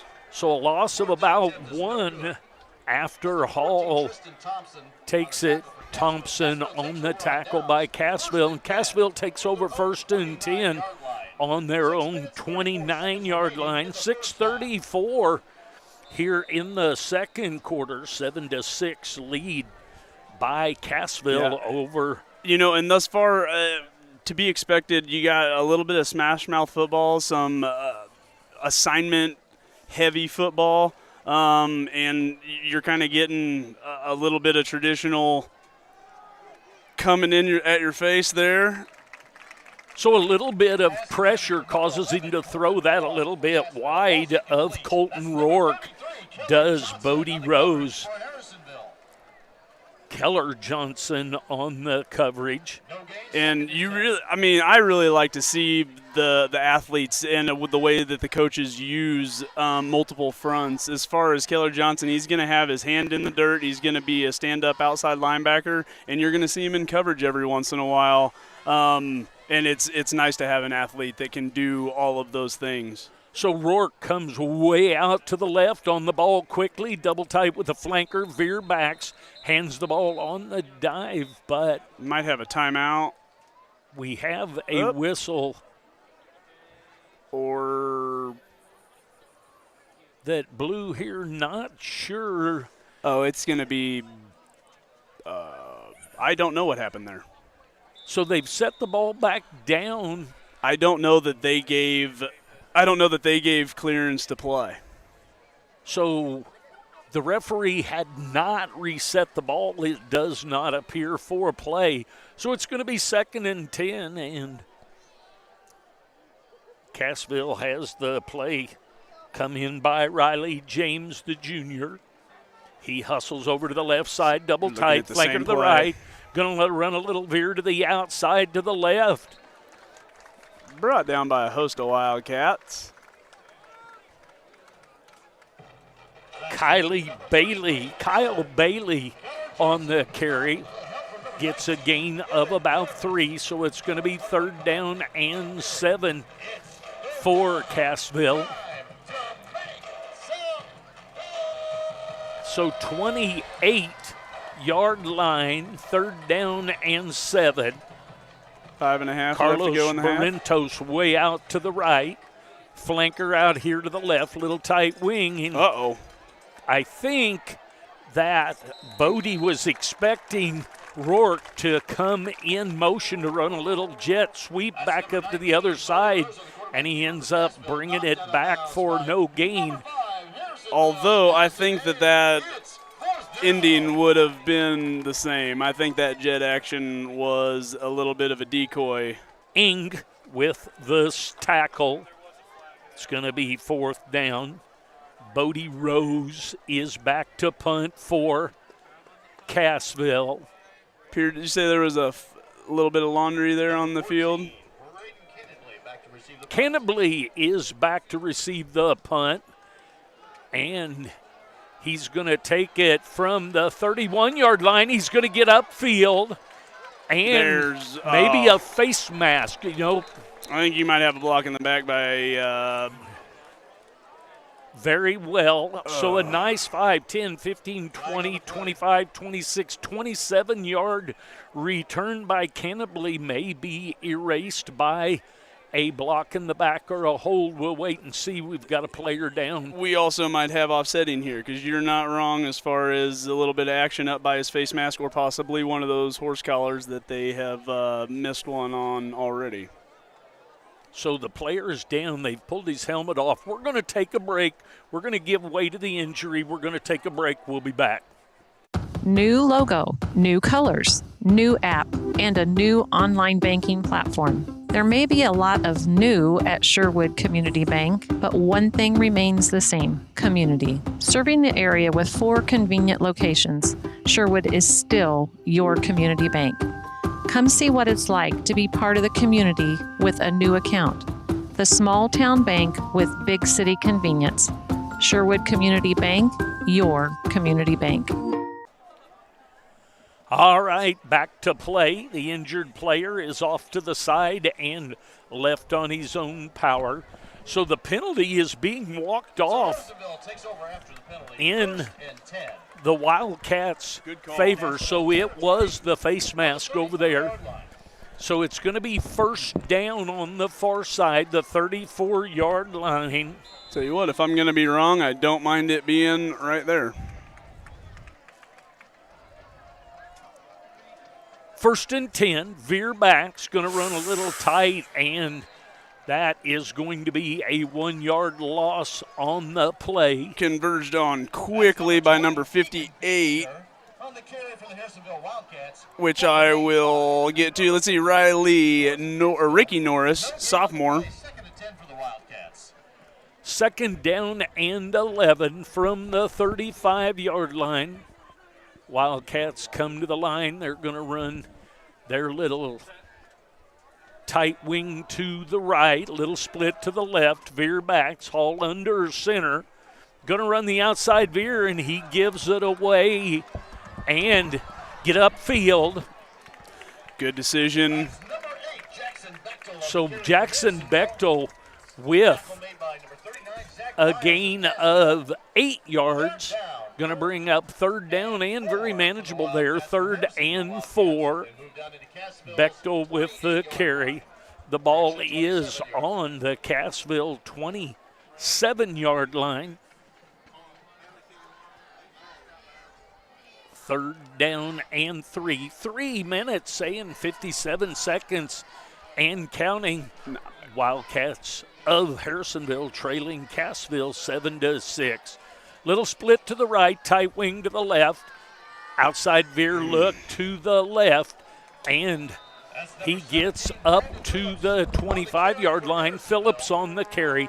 That's going to bring up 4th down and 1. We'll see if we get the Ram formation, and there's a possibility that we're going to get the Ram formation here as I see Sims and Yep, I think Stone came in as well. Wyatt Smith came in. So we've got the extra backs to the right. Oh, and my gosh. He lunges forward and just barely make it. That was a nice job by the defense. Number 10, absolutely. I believe as Easton Hughes. He got through and, made a shoelace tackle, but that's a nice job by Hall to go ahead and lunge forward before his knees came down. So that's a Troby's Maytag Home Appliance 1st down. When you think appliances, think Troby's first. 1st and 10. Little slot to the left and a tight wing to the right, and that's going to be a timeout for the Wildcats. So the Wildcats want to talk it over. So this is a Golden Classics timeout. While Coach Maxwell takes a timeout to decide what he's going to do, you should go to Golden Classics and decide about some jewelry under new ownership. We'll take a break. We'll be back. Before every purchase, you have to prepare. Prepare the easy way by calling Harrisonville's Farmers Insurance agent, Brad Sainer. Brad will make sure there are no holes in your coverage and take care of you with any lives mishaps. Prepare for great insurance coverage by calling Brad Sainer at 816-974-8105. We know a thing or two because we've seen a thing or two. We are farmers. Bum, ba-dum, bum, bum, bum, bum. And we're back right, here. Welcome back. 1st and 10 for the Wildcats. 250. The Cassville 24-yard line. 2:56 remaining. We'll hope that you're able to see that on the screen if Chris is doing his job over there. We got a little split to the right, a tight wing to the left. Veer backs, Hall under center. He's going to step back, make a little assessment. Now he's going to step back under, and he's going to give on the veer and into the end zone for a 24-yard touchdown run. So Phillips with the 24-yard touchdown run. I think there was some celebration about to happen over there that this official was not having, so that's going to make it. I'm not mad at that. 12-7. The Wildcats have taken a lead. Cole Smalley will attempt the PAT. Levi Hall to hold. And kick is good. And that one is up and good. That makes it 13-7. Hey, remember, Papa Murphy's, when the Wildcats score a touchdown, someone scores a free pizza. We'll get you the name of that person on the kickout. We're going to take a quick break. We'll be back. Hey, I'm Matt with the Red Barn Ranch, just north of Harrisonville, Missouri. As a fourth-generation farmer, it was important for me to be able to share our farm experience with the rest of the community. We opened Red Barn Ranch to provide just that, someplace that people can come and experience the farm and walk around and have a good time and make lifelong memories. Red Barn Ranch has grown over the last 9 years from just solely a pumpkin patch to a full farm experience. We've got rides, slides, attractions of all kinds, food, a bar, and a little bit of everything. We'd love for you guys to come see us in person. We're located just 2 miles north of Harrisonville. For more information, you can check us out on Google. It gets. All right, back in the kickoff. Sorry, that commercial run a little bit long. And the Wildcats make the tackle on about the 25-yard line. So Cassville will have it 1st and 10. Karen Bridgeforth, you have scored pizza from that Wildcat score. So Papa Murphy's, when the Wildcats score, someone scores pizza. Karen Bridgeforth. So 1st and 10 from the 25-yard line on the far hash. Receivers come out to both sides. And up to the line, under center, motion to the left, going to roll out to the left and throw it out to Rourke.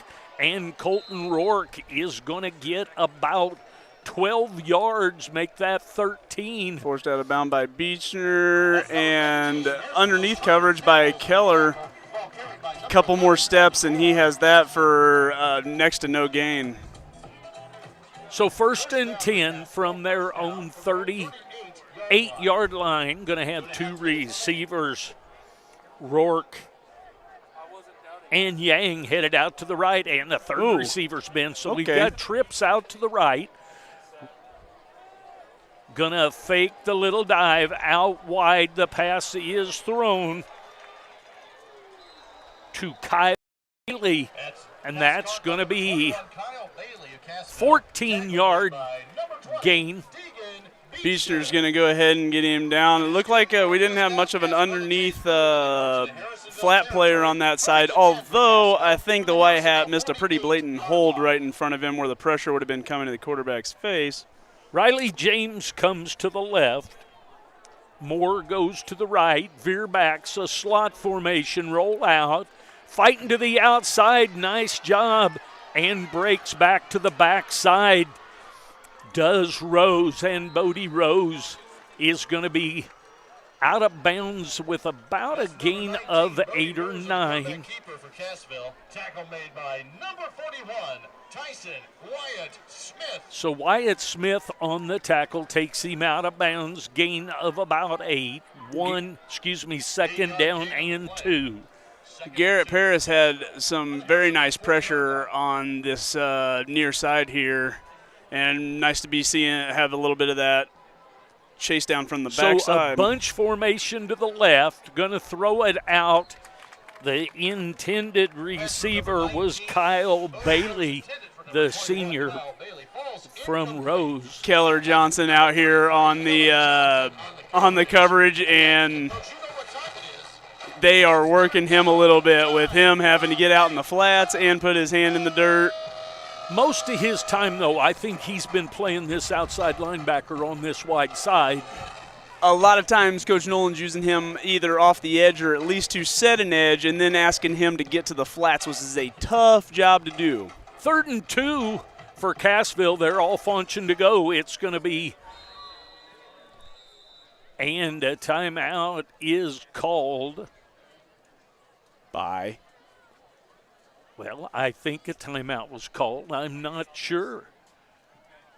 Something sure shut things down with a whistle as they were getting ready to go. I think they are talking with the center about not getting to the ball and trying to get the play snapped before they've released it. And that would be a second time, which I believe that sideline judge may have been talking with the coach. So the Wildcats lead 13-7 with $1:55 remaining in the half. As they come out of the huddle, they're ready to go. That is Power I over to the right with a double tight. Going to be very close to the first down. And it is determined that it is a first down. So on the far side, in Wildcat territory, on the 38 8-yard line, 1st and 10 for Cassville. On that tackle right there, led by Tryon Samples, but a host of Wildcats swarm into that ball. Go ahead. Rourke heads out to the right. Bailey heads out to the left. Ball down on the ground. Coming off this edge. Let's go. And a flag. And coming out of that, Bodie Rose does a nice job of getting back and going to that backside after the front side flushes him out. Yeah, he does feel that and flush the but I think you finally just got your hold call there. And, oh, my gosh, somebody heard that I needed a sugar high. Lindley's Country Cookies. That is a penalty on Cassville. It's going to move it back. Lindley's Country Cookies and Baked Essentials.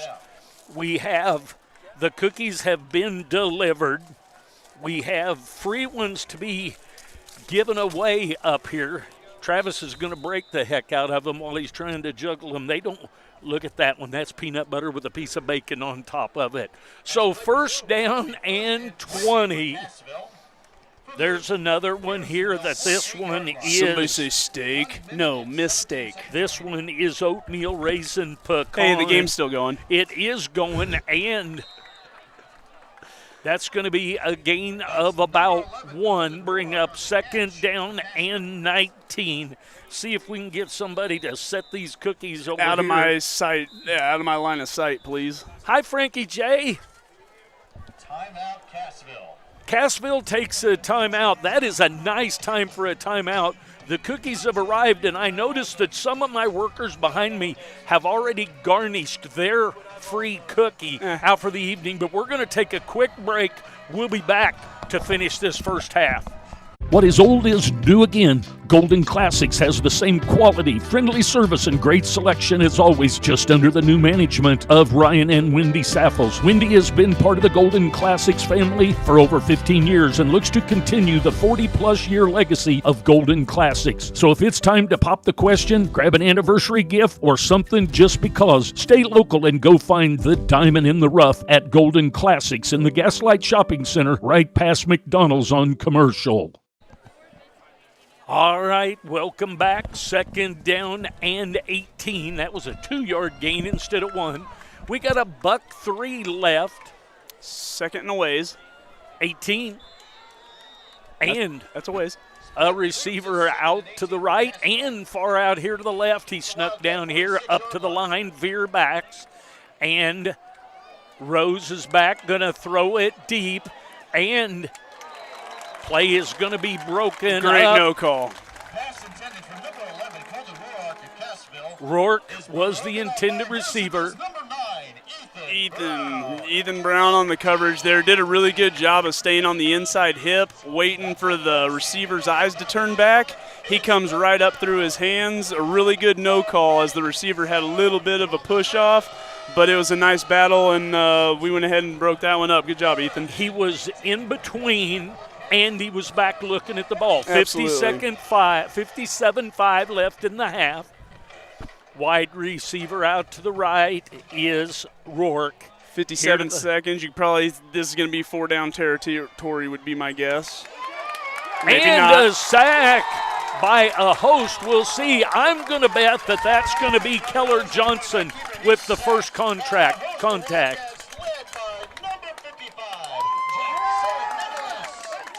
So Jack San Nicolas is who was reported with that sack. So 4th and Archie, maybe Adrian here. 4th and 27. Had you already said that? Mm-mm. So who was the timeout called? The timeout called by the Wildcats.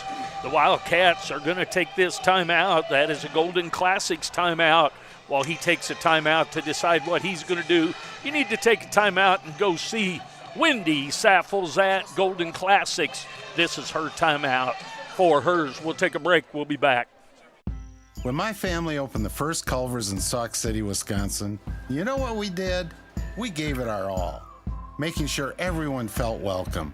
Sharing our favorite foods from around the state, like butter burgers and fresh frozen custard. Greeting every guest with all our heart, crafting each meal with care. Believing a smile makes everything taste better. And it's a tradition we bring with us yet today, from our hometown to yours. Welcome to Delicious. All right, punt formation. 45-yard line. Rose is back. Wildcats, number 17, Brandon Phillips. And the ball is kicked down to Phillips. Phillips waits. He's telling everybody to get away. The ball is going to drop dead. It's going to roll dead. How many seconds 20 were there on the clock? Did it run at all? Yep. Okay.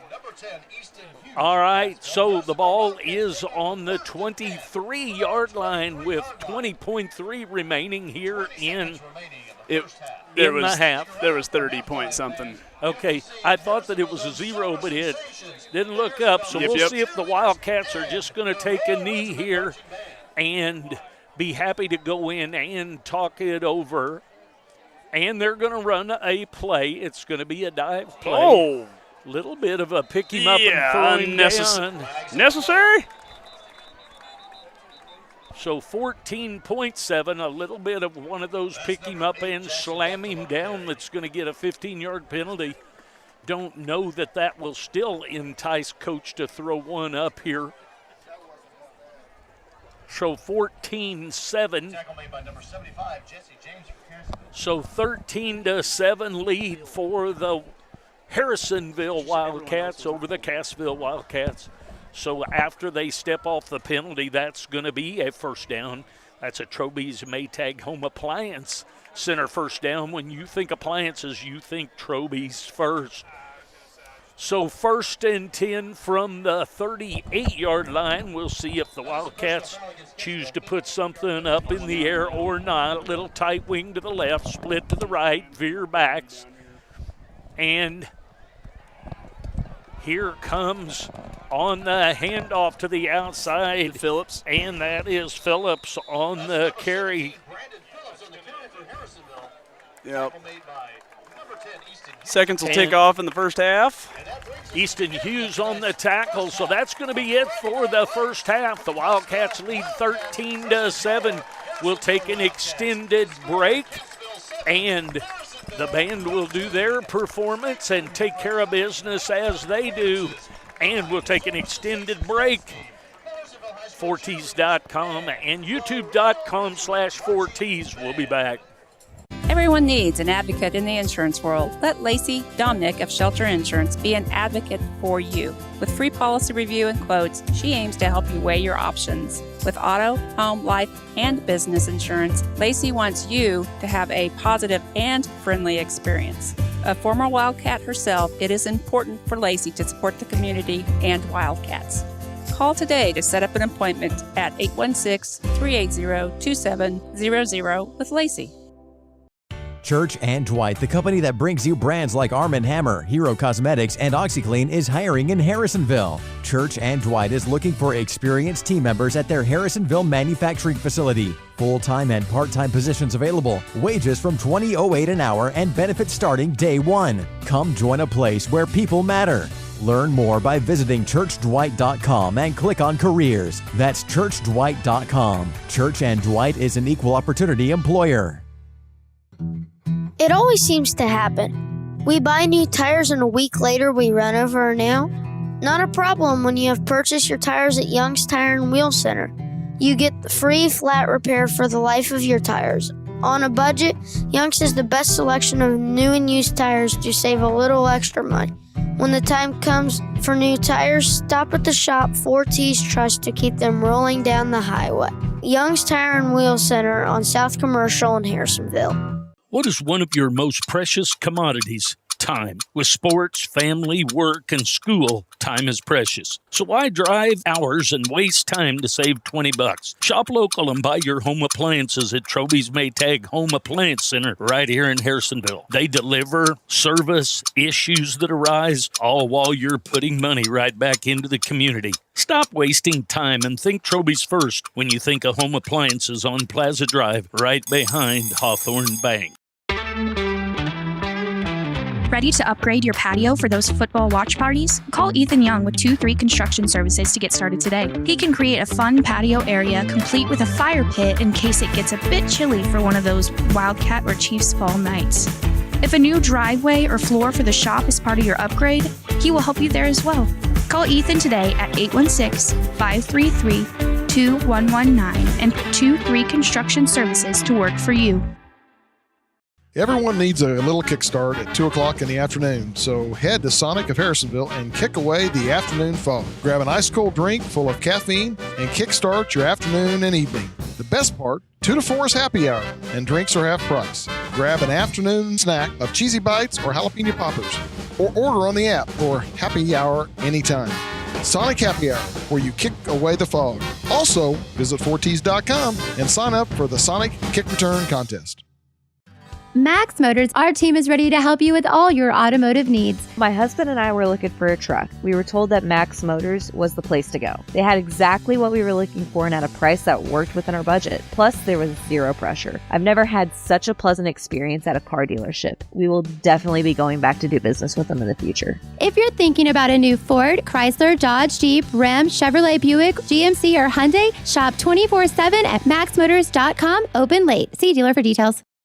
When you're searching for insurance, call an agent in town that can protect you. Call CPSK for auto, life, renter's boat, ATV, or any other weekend toy you want covered. CPSK Insurance is an auto owner's affiliate, so call and talk to Summer, Randy, Amanda, or Chandra. They can give you a quote and get you covered quickly and easily. Business coverage is available as well. Call them today at 816-380-30 or visit them online at www.cpskinsurance.com and let your local agents go to work for you. You have choices when buying a vehicle. Show Me Auto Mall is your right choice. Getting you financed with even less than perfect credit because everyone needs a reliable vehicle at an affordable price. Need service? Take a loaner while you wait. With a broad selection, you will find a vehicle that is right for you. Show Me Auto Mall is here to make buying a vehicle hassle-free. Go see the crew at Show Me today on 291 across from Walmart. Sherwood Heating and Cooling provides quality services and amazing products from Carrier. Always going the extra mile to ensure that your heating and cooling units keep performing at optimal levels. Sherwood Heating and Cooling wants your family to be as comfortable as their own. Products come with warranties and service checkups by trained technicians that give you peace of mind. Call and schedule an appointment at 816-862-6610. Hey there, Wildcat and pizza fans. Are you ready for a touchdown of flavor? Enter Papa Murphy's Score-Free Pizza Contest. Picture it, Wildcats on the big screen, friends gathered around, and the excitement of a touchdown. But that's not all. At Papa Murphy's of Harrisonville, we're turning touchdowns into free pizza. Every time the Wildcats score a touchdown, you score big too. Head to Papa Murphy's of Harrisonville to enter, and with every touchdown, someone gets free pizza. Don't miss out. Sign up for the Papa Murphy's Touchdown Contest and celebrate touchdowns like never before. Papa Murphy's of Harrisonville, where touchdowns taste better. At Signature Will and Trust, owner and managing attorney Danielle Scavuzzo and attorneys Salvatore Scavuzzo and Brendan Barker tailor estate plans to fit your individual and family needs. A properly executed estate plan protects you and your loved ones in the event of your incapacity or death. Now is the time to call and schedule an appointment for a free consultation with Signature Will and Trust at 816-237-8555. The choice of a lawyer is an important decision and should not be based solely on advertisements. New logo, new colors, new app, and a new online banking platform. There may be a lot of new at Sherwood Community Bank, but one thing remains the same: community. Serving the area with 4 convenient locations, Sherwood is still your community bank. Come see what it's like to be part of the community with a new account. The small town bank with big city convenience. Sherwood Community Bank, your community bank. Hey, I'm Matt with the Red Barn Ranch just north of Harrisonville, Missouri. As a 4th-generation farmer, it was important for me to be able to share our farm experience with the rest of the community. We opened Red Barn Ranch to provide just that, someplace that people can come and experience the farm and walk around and have a good time and make lifelong memories. Red Barn Ranch has grown over the last 9 years from just solely a pumpkin patch to a full farm experience. We've got rides, slides, attractions of all kinds, food, a bar, and a little bit of everything. We'd love for you guys to come see us in person. We're located just 2 miles north of Harrisonville. For more information, you can check us out on Google, Facebook, or redbarnranch.farm. We'll see you at the patch.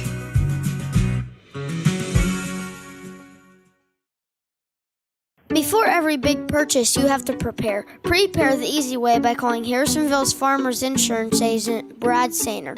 Brad will make sure there are no holes in your coverage and take care of you with any lives mishaps. Prepare for great insurance coverage by calling Brad Sainer at 816-974-8105. We know a thing or two because we've seen a thing or two. We are farmers. Bum, ba-dum, bum, bum, bum, bum. When my family opened the first Culver's in Sauk City, Wisconsin, you know what we did? We gave it our all, making sure everyone felt welcome, sharing our favorite foods from around the state like butter burgers and fresh frozen custard, greeting every guest with all our heart, crafting each meal with care, believing a smile makes everything taste better. And it's a tradition we bring with us yet today, from our hometown to yours. Welcome to Delicious. All right, welcome back. The Wildcats have to fight back hard after they gave up a touchdown early in the game. Then it looked like after a big return on a kickoff return, we thought Chris Disney was going to win a $90 gift card, but out at the 3-yard line. Then 2 plays later, the Wildcats fumbled the ball away when they had a chance to bring things even there. And then after a couple of series, then they are able to score, but they missed the extra point, so they trail 7-6 for about another 3 series, and finally they get another touchdown and take the 13-7 lead. Yeah, the tipping of the scale there to that second touchdown, I would have liked to have seen a little bit more of kind of taking advantage of that. However, I think that the coaches are playing kind of for the longevity, and they're focusing on kind of taking care of the ball a little bit, which they have done a much better job tonight than they did last week against Warrensburg, which kind of I think tainted that score a little bit last week.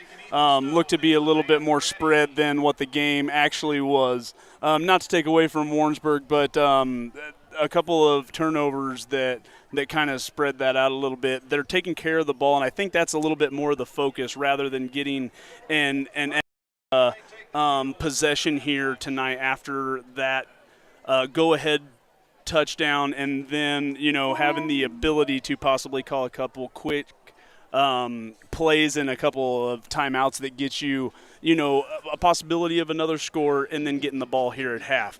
Battled back to kind of be up by that 6 mark right now, and in a good position for the rest of the game. When you take a look at the fact that both teams are 2-2, both teams are in 4th place of their respective districts, you're seeing a very tight game that is reflecting the fact that the teams are fairly evenly matched, and that the team that keeps their head, doesn't make penalty mistakes, doesn't put the ball on the ground anymore because they dodged that ball at the one time they put it on the ground, that's the team that's going to win this game. Now, the Harrisonville Wildcats are going to hope that when they come out and get the ball here, that they're going to be able to make it a 2-possession game. Yeah, and what you kind of talked about with the equality as far as the matchup and things tonight, being in 4th place, both being 2-2. What I kind of see that's tipping the scale, and right now has Harrisonville Wildcats up by we'll say 2 field goals. You hate to see the extra points and be something that could possibly come back and get you. However, as you kind of look at the records here being 2-2, when you look at the scores, both have had a 1-point game. Last week, Cassville topped Lamar 35-34. We had the loss against Bolivar in OT 28-29. But however, in the other games, we put up even in our loss to Warrensburg, put up 25 points. In the other 2 games wins, we had 55 and 41. So when you look at kind of all aspects of the game, you're looking at holding points allowed for Harrisonville Wildcats a whole lot less than what Cassville has allowed, and we're also putting up more points on the board per game, even in a loss. So in that aspect, taking care of the football, playing assignment football, and really just taking advantage of the situations you find yourself in, I think you're going to find us in a good position here at the end of this game. And obviously, you got to play the 2 quarters. And right now, I think Harrisonville is, again, putting some emphasis on taking care of the football, getting some stops, and maybe forcing some turnovers on defense. And you're really going to start to see them come into what I think to be their stride, finishing up this game and heading into the second half of the season. Harrisonville leading 13-7 here at halftime. Want to remind you that in the Sonic Kick Return Contest, that thing is up to $90. The contestant is Chris Disney tonight, so this kickoff that we're getting ready to start the second half with could earn Chris a $90 gift card from Sonic. We also have the Papa Murphy's touchdown that we have 2 of those so far tonight, because when the Wildcats score, then someone scores pizza, and we have 2 of those already tonight. The people that have won those, if I can find it here, that is Karen Bridgeforth. And I believe the other is a Dustin Love. Love, yes, sir. So those are a couple of contests. At the end of the third quarter, we'll give away Lindley's Country Cookies and Baked Essentials. She brought up a bunch of those, and she fixes some for our staff up here. And I think they're all gone. And well, I don't know if they're all gone, but she brought up some different flavors. She has an oatmeal maple raisin that is awesome. She also has a peanut butter cookie with a piece of bacon on the top of it, which is pretty cool. But she also has a lavender vanilla, but her signature cookie is chocolate chip. And I can't keep them at the house because Travis and I just pretty much devour those bad boys. Keep those going down. Are you going to use these papers anymore here? I don't think so. Anyway, we're going to take a couple of more commercial breaks, and then we'll be back for the second half. So stay with us. We'll be back. Wildcats lead 13-7. First Class Heating and Cooling proudly serves as your local independent Trane dealer. Their team of skilled technicians put their expertise and precision into every project they undertake, ensuring your space is the coziest and most inviting place to be. Whether it's a chilly winter evening or a scorching summer day, First Class Heating and Cooling is there to make sure your comfort is their top priority. Call us today at 816-380-5659. It's hard to stop a Trane. Looking for mouth-watering barbecue and breakfast? Judy's Q has you covered, right here on the corner of 291 and P Highway. From tender brisket to juicy pork ribs and chicken wings, we've got it all. And don't forget our famous burnt ends, served Thursday to Saturday. Planning a tailgate or event? Order meat by the pound for your next big gathering. Visit judysq.com for more details. Taste the difference at Judy's Q.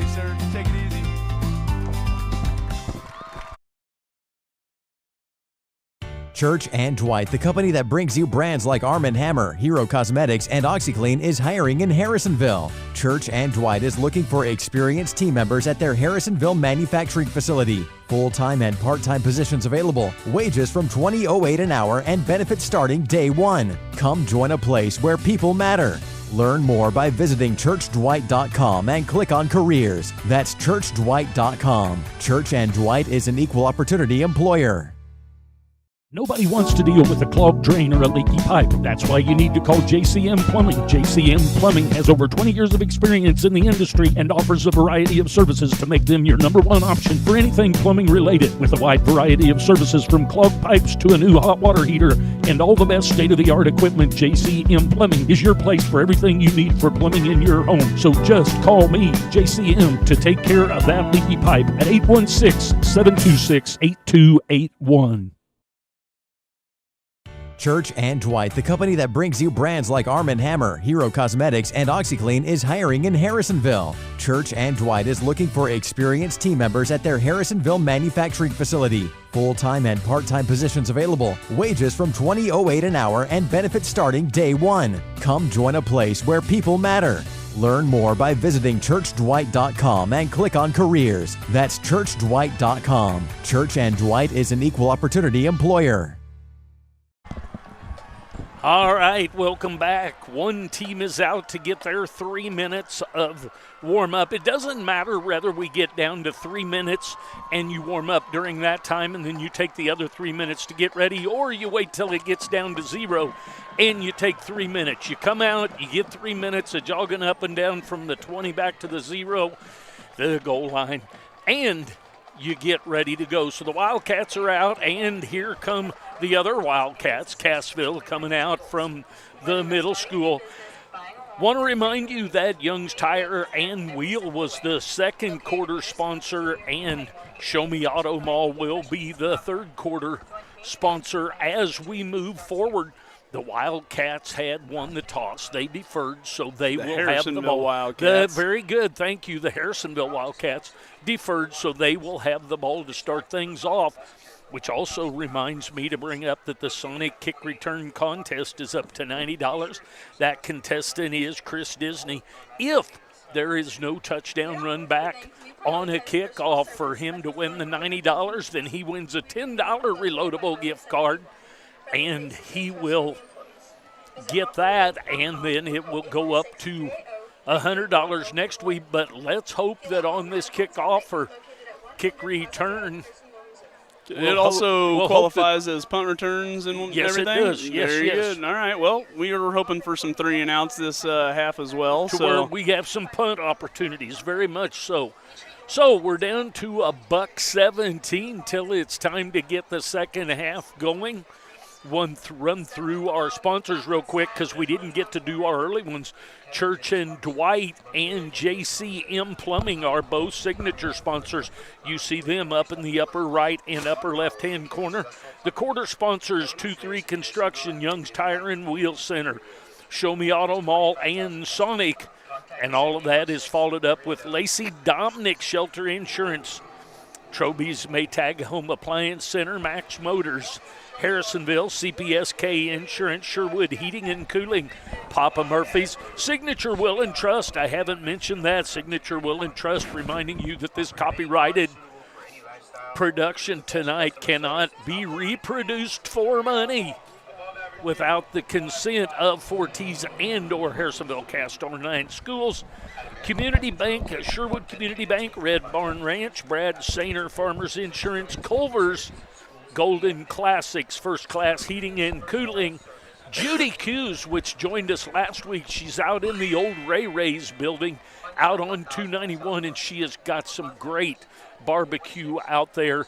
And then Lindley's Cookies, Country Cookies, and other baked goods are all of our sponsors.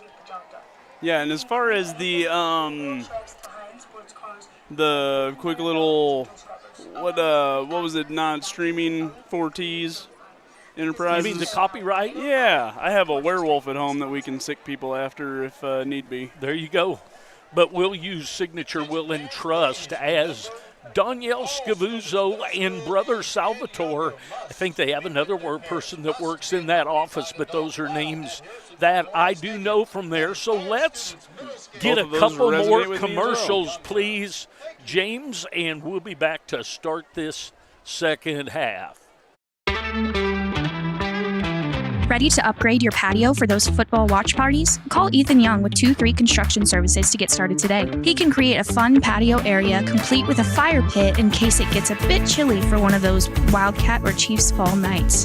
If a new driveway or floor for the shop is part of your upgrade, he will help you there as well. Call Ethan today at 816-533-2119 and put 2 Construction Services to work for you. All right, here we go. $1:42 till we get ready to start this thing. Harrisonville headed over to their near sideline. Cassville on the far sideline. Cassville's going to kick off, it appears, from the south, which is our right, which is also the scoreboard end. And we will get this thing started here pretty shortly. Just sometimes trying to keep the talk going because they play so much music in the background that it makes it hard to keep from getting a copyright ding because of all that's being played. But we thank each and every one of you for joining us tonight. I know Michael Culpepper, they were on vacation last week, and they were watching the Warrensburg game, and also Grandma Fortes said that over in Warrensburg, the picture just looked really, really good. And I think that it's that new turf. We were fairly close to the field. We weren't up real high, so you don't get as much glare. It was just a great setting and a great facility over in Warrensburg. As we get ready here in about 27 seconds to be able to get things going here in the second half. Tick goes the clock. So the Wildcats will receive on the north end up where those state championship flags are flying up there from 03, 5, 6, and 7. Sorry, Tuck. Tried to knock Tuck down as he's getting back into his camera, but I thought you were apologizing about his ears. So here I stand between T2 and T4. Got one of them doing the camera tonight. Earlier in the year, Tuck was doing some talking with me, but I talked him out of it. We actually are doing one handheld camera instead of having all of the cameras being done by the joystick. So there's a ball being kicked through and just going to be covered. So I don't mind that. No, we'll take the ball on the 35, it looks like. 35-yard line on the far side, 1st and 10. And we're 65 yards from making a 2-score game. Yeah. And I tell you what, I actually, right there where you see a coverage and not trying to advance that ball, I think that is a little bit of the emphasis of taking care of the ball. So, little tight wing to the left, to the right, a little split end over to the left, the veer backs. Hall under center, and we're going to run the veer and give it away on the far side. Looked like Brandon Phillips. Brandon Phillips with about a 7-yard gain, almost 8, and the sticks are going to, those electronic sticks are going to say it is an 8-yard gain. 2nd down and 2. So the Wildcats will move it out to the 43-yard line. 2nd down and 2. Cassville in their black pants with white tops. Wildcats black over black. And a little slot out to the right. Flanker over to the left. Back to pass is Hall. Got Steps some time. over. He's got a lot of time, but he spends most of it dancing. And the ball's going to be thrown and incomplete. It is incomplete on the far side. So Josiah Sims trying to get open on the far side. Looks like 42 on the coverage there. Carlos, oh, yeah. Barrientos? There you go. 3rd down and 2. I tell you what, I liked the fact that they moved him to the shotgun. They're going to put him right back under center, and somebody's shooting the gap, and they need to protect him with that. They need to protect him with that as well. He doesn't carry out a fake that well. Dive to the right. It's going to be 4th down and 2. See what the Wildcats are going to do. Have a good evening. Thanks for coming up and seeing us. And not carrying the fake out that well was not a shot at Hall, but at the Whitecap for not protecting players here. And that goes for both sides as well. I don't like to see anything unnecessary after the play or outside of the play to be made. So Cole Smalley back to punt, and the punt is away.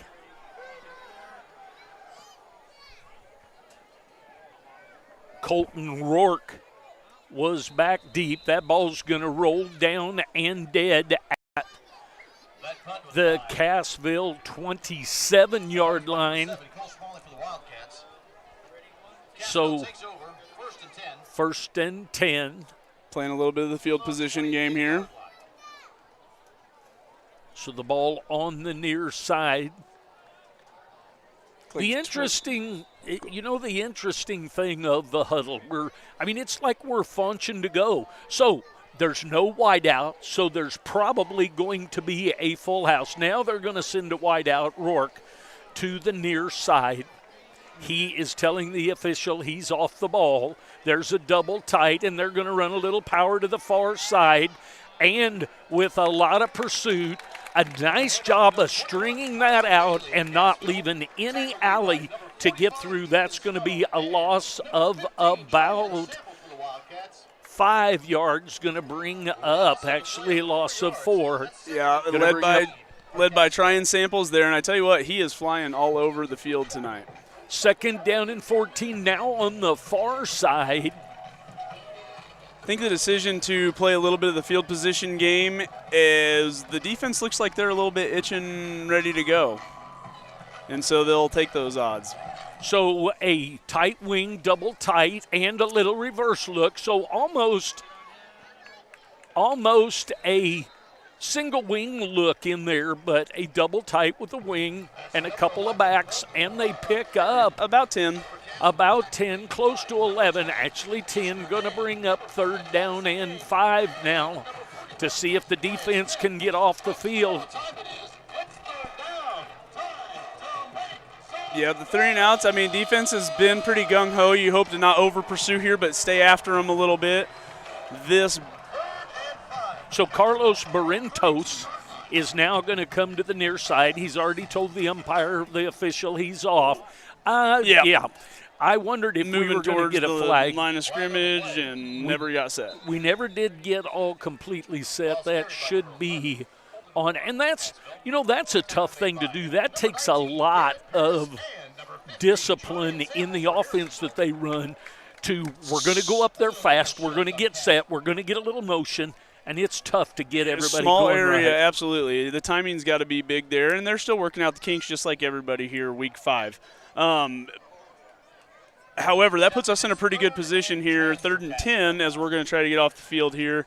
I think you got to look for a little bit more of that misdirection stuff, and as we're coming after them quite a bit, you might see a little bit of a screen draw type situation here. So Bentos to the near side, Rourke to the far side, and a pass. Going to bring it across.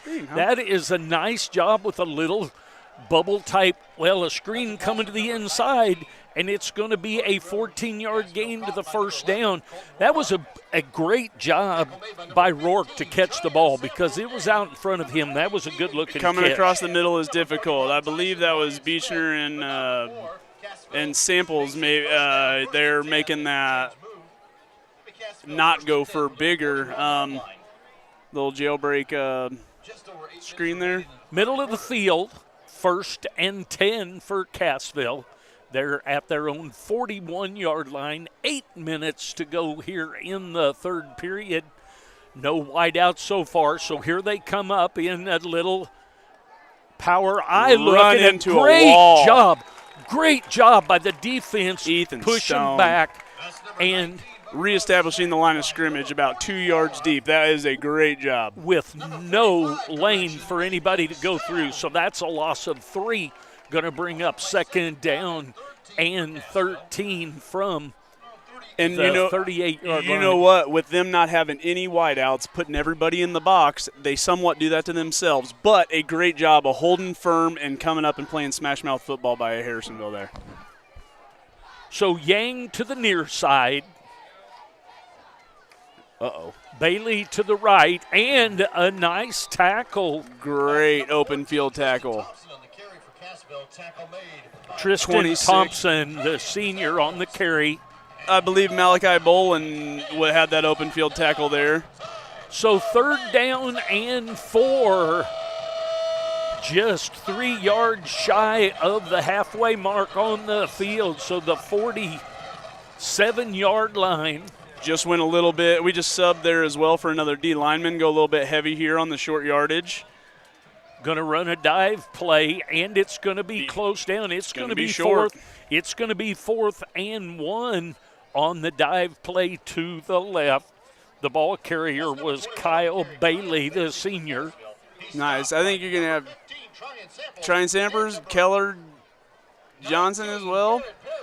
And 19 is coming in. Garrett Perez, that he's been in on a bunch of plays and had a really nice pressure on quarterback, forcing out to the, I guess, to the far side most of the night. Actually, 4th and 2. I thought it was going to be 4th and 1. Veer backs, and that's tough. One of the linemen on the defense, it appears, a little bit gung-ho. I think that's Pablo Cortez Garcia. Got a little bit. He's been taking on that double team all night. Any kind of first step he can get to make that contact, he's going to get. Need to be a little bit more disciplined, hold his water, but it's hard to fault him for that when you get into a rhythm. When you know it's 4th and 2 and you're going to get a guy blocking each of your shoulders, it's a tough job, but he's going to get in and come right back. They're going to run the veer over to the right side.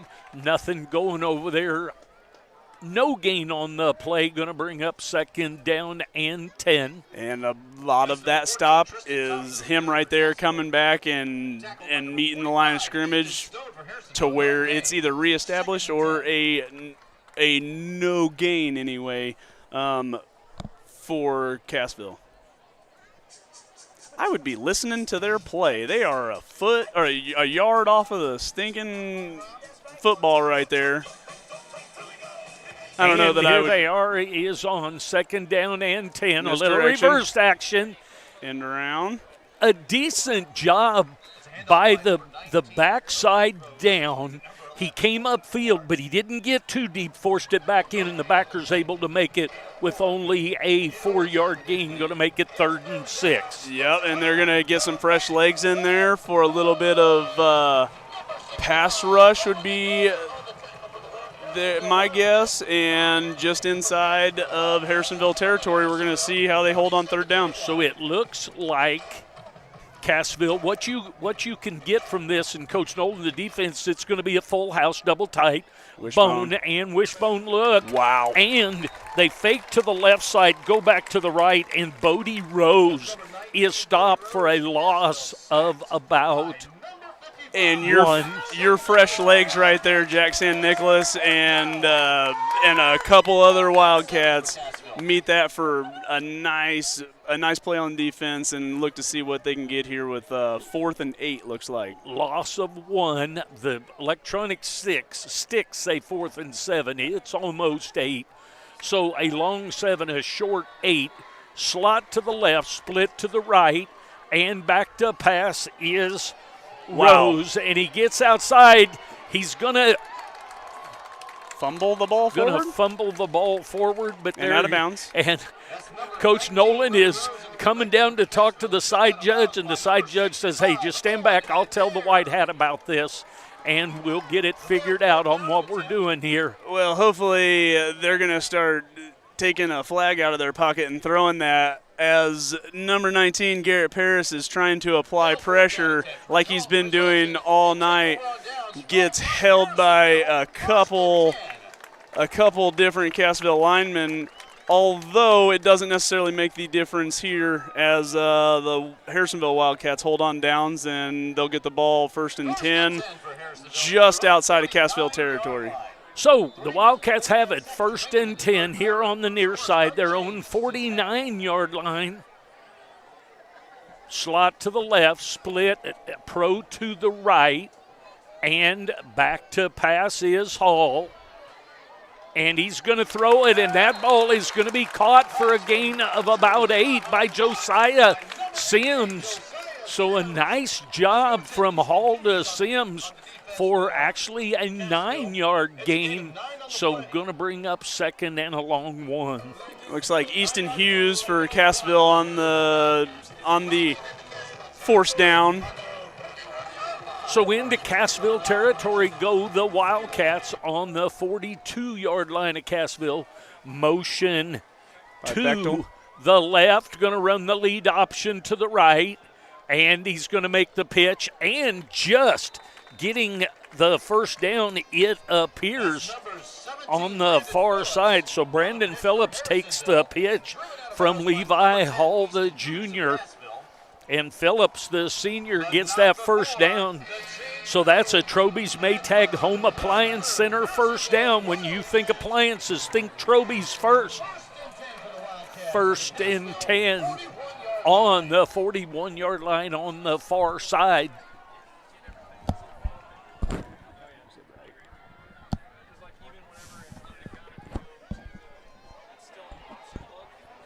Gonna throw that one out of bounds. Want to be a little careful there. That was a nice job by Brandon Phillips. Brandon says, I think I'll just hit a little bit over in that area just to make sure, because I don't know that you get outside the tackles and throw the ball past the line of scrimmage in high school football. Comment? So no, that would have been intentional grounding. I do like the way that he makes that effort to make that visual, but also great job by Hall getting rid of the ball. He had to feel that pressure from the back, and throwing it away was a smart decision. 2nd and 10, and the motion out to the right. He's going to pull that out, and he's going to pitch it, and that's going to be Bechtel, I believe. Phillips. Nope, it is Phillips again. So Riley James on the tackle, gain of 4. It's going to bring up 3rd down and 6 here on the near hash. What I'm really liking to see here with both Hall and, you've seen it a lot with Phillips, they're delivering a blow at the end of every run. So even if they're not getting broken open for 10, 12 yards, the other team's feeling it. Pro to the right formation, a little outside veer look. That's going to be close to a 1st down. Going to be about half a yard short. That was a good decision on the give there. I like to see the starting to mix up. Now that they're having that dive run and hit that pretty quickly, the inside is a good way to go, and so heavies are coming in. 4th one, they're bringing in the heavies, so they're going to run the ram. I'd like to see them run this ram and do it out of a little, I don't want to, the short snap as opposed to the shotgun formation. The pistol's what I was trying to say. But Hall circles around, gets behind the big boys, the ram, and gets a 1st down, and that's a Troby's Maytag Home Appliance Center 1st down. When you think appliances, think Troby's first. I think what you get out of being under center is you get a nice handle of the snap, and you can see, and you're getting upfield. You don't have to look to receive that. Bechtel in motion. Nice quick attempt out here. Pass intended to Eli Baker, the senior. I like the call. I like the quick release by Hall. and that one just didn't connect real quick, but it has potential for sure. Eli Baker out here, and it just led him a little too much. Tight wing to the left, little split, to the right, little split over to the left, veer backs. Hall steps back, assesses things, steps back forward. We're going to run the outside veer to the right side. I like the fact that we didn't stay with the dive to Phillips. We made it to Jackson Bechtel, so they don't just get to know that which side the outside veer is going to be run to. Absolutely. No, the keying on multiple backs is huge there. I like the give. I like the outside, although I thought it was going to be inside with the splits, but Hall made a great check, and it worked out. So they're going to run the veer to the other side, and this time bouncing off of a couple of players, and Brandon Phillips with the 11-yard gain. That's going to be a first down at Troby's Maytag Home Appliance Center. First down. When you think appliances, you think Troby's first. And move us inside the red zone for the Red Barn Ranch red zone. Pro to the right, a little tight wing. That was a nice job of everybody having the defense. They had taken away the dive. The quarterback was under duress. He pitches the ball, and it was covered. That's going to happen. But you got to be careful that you don't pitch it too deep. You might want to turn up and just take your little losses. Second down and 17. What I like about that is Phillips went ahead and secured the ball, and your quarterback didn't take an unnecessary hit 8 yards deep.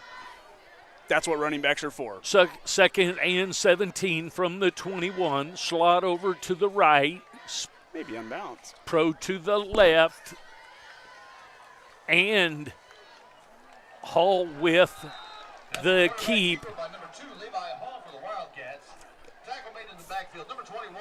A little play action might be about in the time. future. It would have been better the play before, huh? Yeah. Anyway, that is the end of the third period, and Show Me Auto Mall was your third quarter sponsor. Now we move to Sonic, the fourth quarter sponsor. We're going to take a break. Harrisonville Wildcats up 13-7 heading into the fourth quarter. We'll be back. It always seems to happen. We buy new tires and a week later we run over now. Not a problem when you have purchased your tires at Young's Tire and Wheel Center. You get the free flat repair for the life of your tires. On a budget, Young's has the best selection of new and used tires to save a little extra money. When the time comes for new tires, stop at the shop 4T's Trust to keep them rolling down the highway. Young's Tire and Wheel Center on South Commercial in Harrisonville. And welcome back, fourth period. Hustling all the way to the other end are the White Hat and his crew headed to the other end. It is third down for the Harrisonville Wildcats on the 22-yard line. Third down and a whole bunch. Third down and 17, so say the sticks. The electronic sticks, a lot of time was spent raising the money by the, I don't know if it was straight Booster Club or a certain group of people, but the people that were behind that raised a lot of money to get that. Third down and a whole bunch. Little tight wing over to the right. He's going to go out and set up. We're going to throw deep into the end zone, and that's going to be picked. I believe that is Ryle Jane. Correction, it's intended for number 11, Eli Baker. It's intercepted by number 8, Riley James. It is Riley James on the pick in the end zone. Brought out to Cassville 20, and it'll go the other way. So Cassville gets it first and 10 at the 20. Going to take this as a learning experience here for both QB and wide receiver. Got to turn into a defensive player a little bit sooner, and also you'd like to see that ball a little bit deeper and to where your guy can get it or nobody can get it there, because you still have another down to come back from if that one doesn't land. Split end, wishbone, reverse out, and keep by the quarterback, Bodie Rose. It's going to gain about 4. Going to bring up second down and 6. brought down by Owen O'Dare. Owen O'Dare has been, I believe he has been taking on a couple of those double teams and kind of working the physical magic there on the line of scrimmage in the trenches, and able to get QB kind of slice through some of that and make a play on the quarterback on that one. So going to be a little reverse action on the inside and outside, and off to the races is Kyle Bailey, and Bailey is run down. Trying samples. And Ing. Oh, Addison Ing, okay. So 1st and 10 at the Cassville 44-yard line. That is good for a first down for Cassville. It's a change move. It's 1st and 10. Cassville. Outside linebacker and backside corner, like to see stay home for another split second for any kind of cutback or reverse like that. Good athleticism being ran down there from the backside. Go ahead. The ball started out to be a little bit of a cutback, but it bounced way outside, and then it was off to the races. And now a tight wing with a full house, and going to snap it straight back to Bodie Rose. And Rose is just into Wildcat territory, into the Wildcats' 48-yard line, a gain of 8. Looks like Beechner on the stop there. That tackle was initiated by number 55, Jack St. Nicholas for Harrisonville. Gain of 8. 2nd down and 2, right in the jaws of the mascot on the mascot. 2nd down and 2. A lot of this trench warfare here, what I like to call it, as far as the options and the quarterback keepers going back and forth, you're going to see this come down to long sustained drives here. A give on the dive. That was Easton Hughes on the carry. Another first down to the 42-yard line. One of the things that I'm not a huge fan of is when everybody runs up to the line quickly, the center grabs the ball, he humps it out half of the ball, and the hands are right up there even with that. I'm just not a big fan of how that's allowed. What I'm a big fan of is the linemen for Harrisonville being set already to where they cannot be penalized for that. There's going to be a power play over to the right. Again, the carry by Easton Hughes. And that's going to be a gain of 5. It's going to bring up 2nd and 5 on the far side. So Cassville on the move here. The Wildcats need to make something big happen to force that ball out or to get off the field. Cassville. 2nd and 5 here. Cassville on the 37-yard line of the Wildcats. And just a little power play over to the left side and stopped up nicely. That was Bodie Rose on the carry.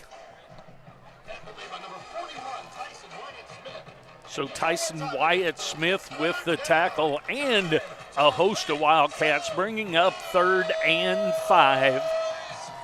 Here you go, and here's where you need to kind of see, hey, hold your water here on any kind of hard count. You got a couple of wide receivers out wide. Sorry, Pop, go ahead. Nope, Barintos is clear over here to the near side. Up they go to the ball, a power to the backside, and that ball is handed to Easton Hughes. Hughes is going to gain about 4, and that's going to bring up 4th down and 2. So here's that spot where you got to watch the ball that you just mentioned as we're down to 8 minutes and a few ticks. So 4th down. See if the Wildcats of Harrisonville can get off the field here. We've had another 4th down where we held them. The Wildcats of Harrisonville need to hold the Cassville Wildcats here to get over a turn on downs. Down, little reverse action, and they're going to stop him. So a little reverse action. That's a great job by the Harrisonville defense there.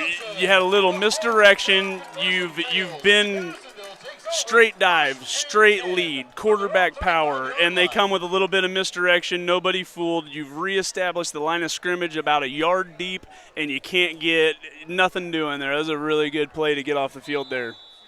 Nice job by the front two lines of the defense for Harrisonville. Take over on downs here at the 35 in their own territory. Going to be a little tight wing to the left. 1st and 10 on the 35, and a little dive play. And he just falls forward by keeping the old legs moving. Phillips on the carry. That's scary there to me as far as the legs keep moving, but now you have back and back of neck exposed for any kind of player coming in late. Cassville made a good tackle, nothing cheap there, but that is a scary play. 2nd and 5, Harrisonville's going to have a chance at their own sustaining drive here to kind of take away the rest of the fourth quarter and hopefully go up by a couple scores. Tight. 2 scores. Tight wing to the left, going to run the veer to that side, and just carrying a couple of backs or tacklers. Phillips. It looks like Phillips is going to carry a couple where they place that ball. That is a first down.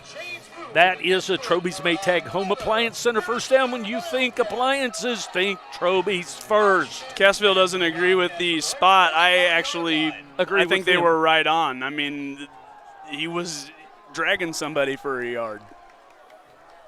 Split to the right, a little tight wing to the left, veer backs, haul under center, a little veer-like look in action, and that's another big 10-yard gain. We'll see if it's a first down, and it looks like it is going to be a first down. I'm not a huge fan of how they're bubbling that veer out, but it certainly worked for them there. I don't know that they've coached into it because of the defense or what, but it worked there. 1st and 10. I do think it is based on the tackle's alignment on that guard, and so they've had to adjust it a little bit. I'd be a fan of taking that to the field so you still have a pitch option afterwards. Troby's first down. Going to run it and give it away there. And that is Phillips again for another 10-yard gain. Phillips for another 10-yard, and that's another Troby's Maytag Home Appliance Center first down. When you think appliances, you think Troby's first. First down, the 34-yard line, 1st and 10 here on the near side. I wouldn't mind them taking advantage of what they've kind of set up here. Inside on the option, going to Phillips the whole way. A nice little play action here, and a drag across the middle would be very nice at this time. Little tight wing to the left, but instead, let's just have the quarterback pull it out and keep it and get a gain of about 6 or 7. It looks like it's going to be 6. Good decision by Hall on the pull there. Everyone is queuing on Phillips now, rightfully so after 3 straight carries of 10 yards plus. 2nd down and 4 here on the near side. The Wildcats Harrisonville on the drive here. They're going to have the tight wing to the left, split into the right, veer backs, haul under center. See if they come to the near side again. They do. And the mesh point, we got both hanging on to the ball. We've got a flag from the umpire behind the defensive line. We'll see what the call of that's going to be. It's possible that that's going to be a hold on a defensive lineman. However, he is absolutely working a defensive lineman about 5 yards downfield, and that's a well-earned hold in my opinion, because I don't think it was anything outside of, was it below? It became a chop block. Well, I guess when you're reestablishing the line of scrimmage 4 yards downfield, that makes it. It's a block below the waist on Harrisonville. Both of them? So you've got one engaged up high and one goes low. And that's almost a miscommunication there, and you do hate to see that getting into the shins and knees of a defensive guy that's working to play the game. I don't like seeing number 75 go out of the game on that one then. 2nd and 20, motion over to the right, a little get going look, and he's going to gain about 5 or maybe 6 on the play. by Levi Hall. So it's going to bring up 3rd down and 14. So 4 down territory. Yeah, you look to get about half of it here. I like the decision on the play right there. Go into the wide side of the field. Your wing or your lead blocker there, you'd like to see turn up field a little bit. And instead of stretching that bad boy out when you're going to the wide side of the field, get up and engaged into a defender to where now your quarterback and running back can make a play. On the far side, tight wing to the right, little split to the left, in the gun, and Hall rolls out, and he's going to throw it deep, and believe it's good. We had 2 receivers down. Now they're saying no catch down there. We had 1 receiver that goes out of bounds that looks like it's over him, and the next receiver, but it was incomplete, so it's going to bring up 4th down. Yeah, 4th down and 14. I think what happened there was you had a guy who was kind of out into the mid-flats, turned up field to the sideline to help your quarterback out who's trapped on the sideline, and you had a long post or a corner route that was making its way to the pylon, and but a very tight ball and a tough play made there. Cole Smalley back to punt, so he's going to try and just pooch it down here. That's a pretty good And that is a pretty good job of pooching it down there. Is that Brandon Phillips was headed down there? I believe that's Garrett Paris. You are correct. So Paris heads down there, and it's his job. I disagree. I'm sorry. You had it correct with Phillips. Good work. Well, I Good saw eyes, old man. At least 1 there. So that's going to be back down deep in their own territory for Cassville. They're going to have it on their own 3-yard line, 1st and 10, close to the near side hash. Been a pretty severely defensive game anyway, and it's going to continue right here, and you don't mind that with this field position. Whistle. So a 2-yard gain approximately.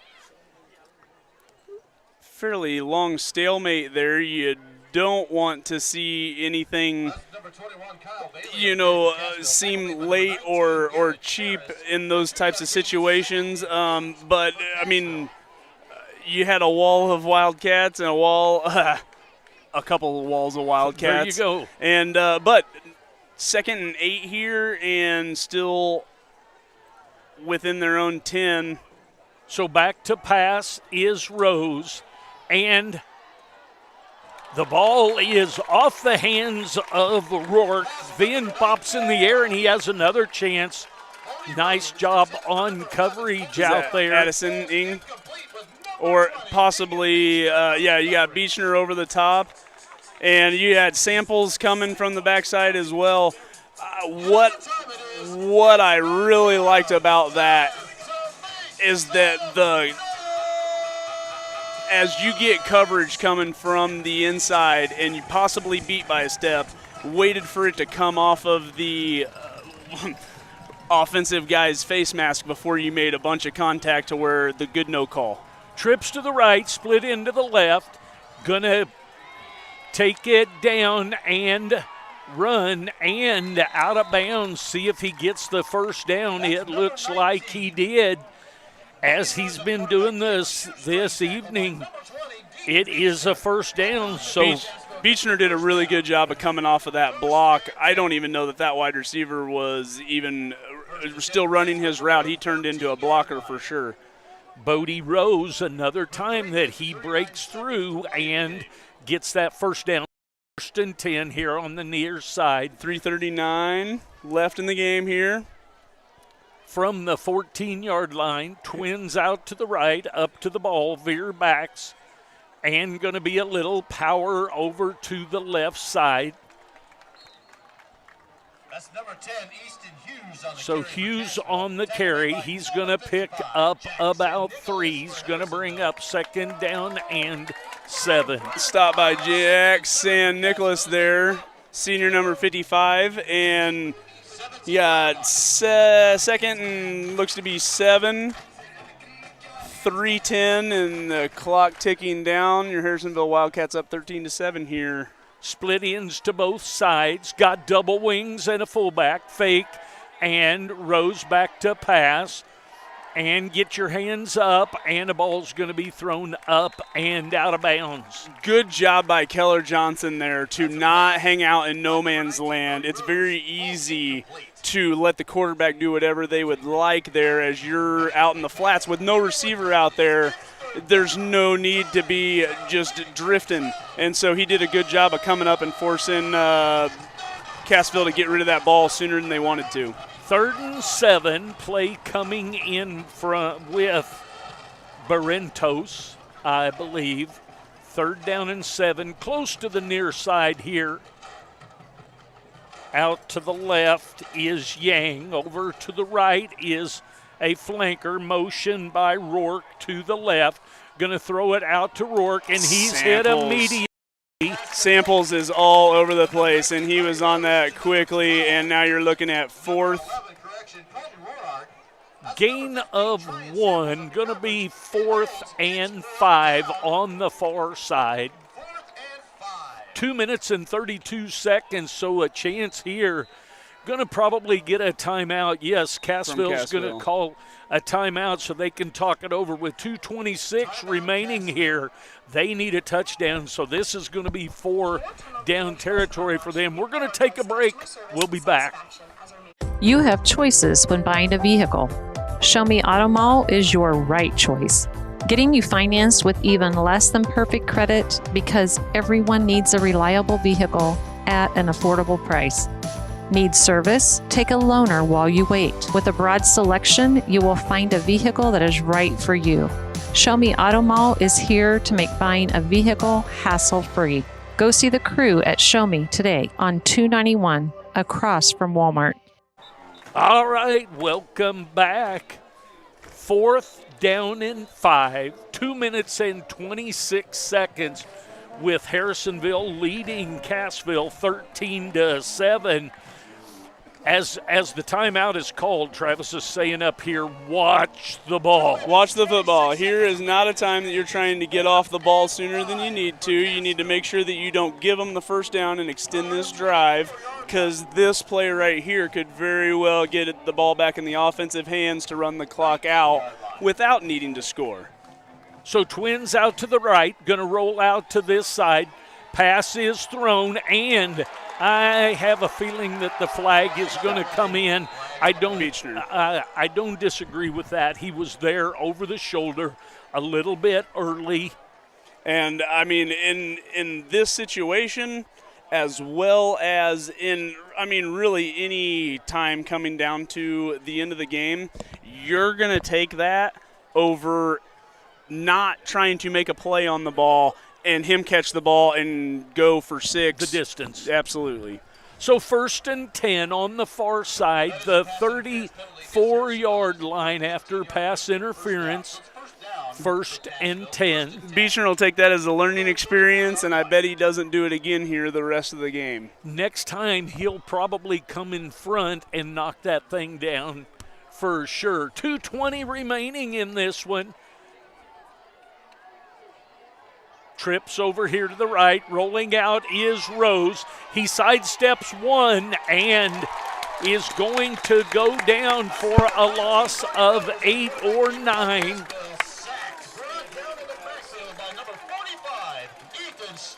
So Ethan Stone with the sack of Bodie Rose. So it's going to be another timeout by Cassville. We'll take a timeout as well. The Wildcats leading here by 6. We'll be back. Everyone needs a little kickstart at 2 o'clock in the afternoon, so head to Sonic of Harrisonville and kick away the afternoon fog. Grab an ice-cold drink full of caffeine and kickstart your afternoon and evening. The best part, 2 to 4 is happy hour, and drinks are half price. Grab an afternoon snack of cheesy bites or jalapeno poppers, or order on the app for happy hour anytime. Sonic Happy Hour, where you kick away the fog. Also, visit 4ts.com and sign up for the Sonic Kick Return Contest. All right, and we're back here with 1:59 in the fourth quarter. Your Harrisonville Wildcats up 13-7 as both teams are still in the huddle kind of talking it over with Pop, you want to go with kind of down and distance here in the situation we got? 2nd down and 18 on the near side. To tie this thing up, they need to get 74 yards. The Wildcats of Harrisonville need to stop them here. 2nd and long with 1 tick under 2 minutes. Wide outs to both sides. Nothing behind you, nothing behind you, nothing behind you. And play action. Rose is back deep, and he's going to get thrown down. People are going to want a flag there, and you may as well, but I think the ball would have been further down if he hadn't have been hit, or he was hoping that somebody had run a different route. Coulda, woulda, shoulda. It doesn't matter if the ball was tipped, that is a different story. Very true. Nonetheless, they did get the flag out late. Believe it's going to be loss of down and loss of 5. So intentional grounding, and as he did, loss of down. Very good with what you called there. So now they're going to mark it back. That's going to be 3rd down. And Belton. And Grandview maybe. 3rd down and 23. 3rd down and 23 here on the near side. Rourke, notice where he is. He's going to the wide side of the field. Veer backs, pro to the left, play action. Rose is going to roll back to this side, looking to throw, and again just chucks it out of bounds. Outside of the tackle on that one. I haven't been to the rules meetings lately. I don't think that's a thing in the high school. Maybe it is now, but nonetheless, that's going to bring up 4th down and 23 with $1:43 left in this one, and the Wildcats of Harrisonville leading 13-7. And as far as rule clarification, what are you talking about there? Outside the tackle box? I'm saying that I don't know, just getting outside the tackle box, you can throw it out of bounds like in the pros. You can. I believe you're going to get a timeout here, which is not a bad. Well, and that's on their end.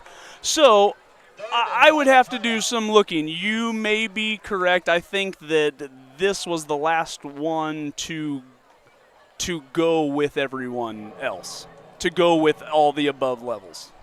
Maybe so. Hey, let's get a break here, get another commercial in. We'll be back.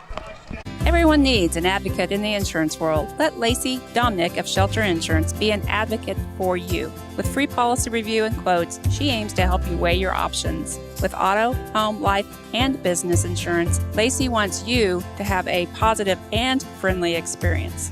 A former Wildcat herself, it is important for Lacey to support the community and Wildcats. Call today to set up an appointment at 816-380-2700 with Lacey. All right, welcome back. Both teams talking it over on what they're going to do. Harrisonville back out first. Cassville will be out shortly. 4th down, 23. Ball is on the near side. Trips out to the left and split. So trips to the left, twins to the right, so an empty backfield, and the ball will be snapped both back to Bodie Rose. He picks it up as a low.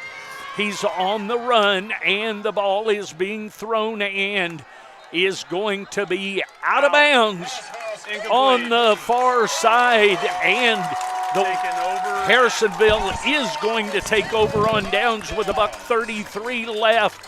They'll have the ball on the Cassville 21-yard line, leading 13-7.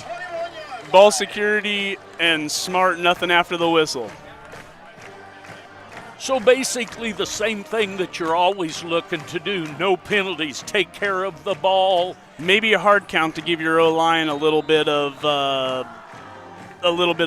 leeway. And just remind them to hold their water during that as well. Correct. 13-7. Not the end of the world if you end up taking one on that, though.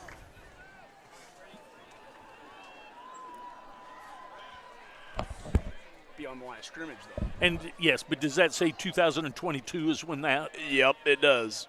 All right, so there is the first kneel down on the 1st and 10. We know that in that last series, they used all 3 of their second half timeouts. So it is now 1:19 and counting here. Well, I guess a couple of my comments were null and void there. All you need to do is secure the snap and be smart.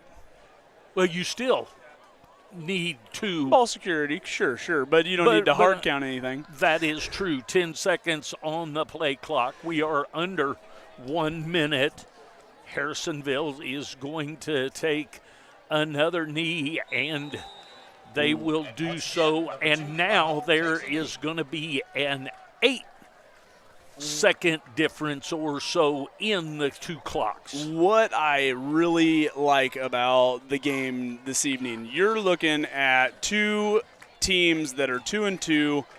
It is 13-7, and you have now made it to where you can play a really tight game, coached well, play well, and that gets you some experience heading into the second half of the season. So the Wildcats from both sides, the Ville from both sides, Harrisonville beats Cassville 13-7 in this contest tonight. So the Harrisonville Wildcats now go to 3-2, and your Cassville Wildcats go to 2-3. So Harrisonville now, in hopes that will either move them up or keep them in the home field advantage. We're going to take a break. We're going to have Travis get ready for his max effort play of the game and the Golden Classics Diamond in the Rough. We'll take a couple of breaks, and we'll be back for that information. We'll be back. Everyone needs an advocate in the insurance world. Let Lacey Domnick of Shelter Insurance be an advocate for you. With free policy review and quotes, she aims to help you weigh your options. With auto, home, life, and business insurance, Lacey wants you to have a positive and friendly experience. A former Wildcat herself, it is important for Lacey to support the community and Wildcats. Call today to set up an appointment at 816-380-2700 with Lacey. Church and Dwight, the company that brings you brands like Arm & Hammer, Hero Cosmetics, and OxyClean, is hiring in Harrisonville. Church and Dwight is looking for experienced team members at their Harrisonville manufacturing facility. Full-time and part-time positions available. Wages from $20.08 an hour and benefits starting day 1. Come join a place where people matter. Learn more by visiting churchdwight.com and click on careers. That's churchdwight.com. Church and Dwight is an equal opportunity employer. It always seems to happen. We buy new tires and a week later we run over a nail. Not a problem when you have purchased your tires at Young's Tire and Wheel Center. You get the free flat repair for the life of your tires. On a budget, Young's has the best selection of new and used tires to save a little extra money. When the time comes for new tires, stop at the shop 4T's Trust to keep them rolling down the highway. Young's Tire and Wheel Center on South Commercial in Harrisonville. What is... All right, welcome back. The Wildcats win this one. Harrisonville Wildcats win this one 13-7.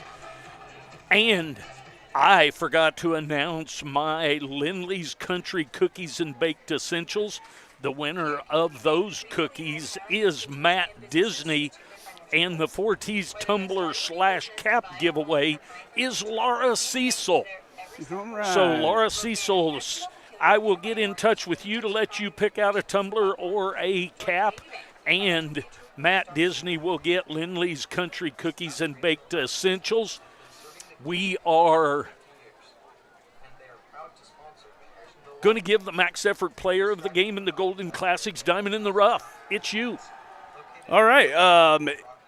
The max effort player of the game tonight, we kind of talked about it from the beginning. I thought he had a little extra pep in his step, and he was flying all over the field tonight. I don't know if it was the energy with come around your homecoming stuff or what, but Trying Samples was flying everywhere tonight.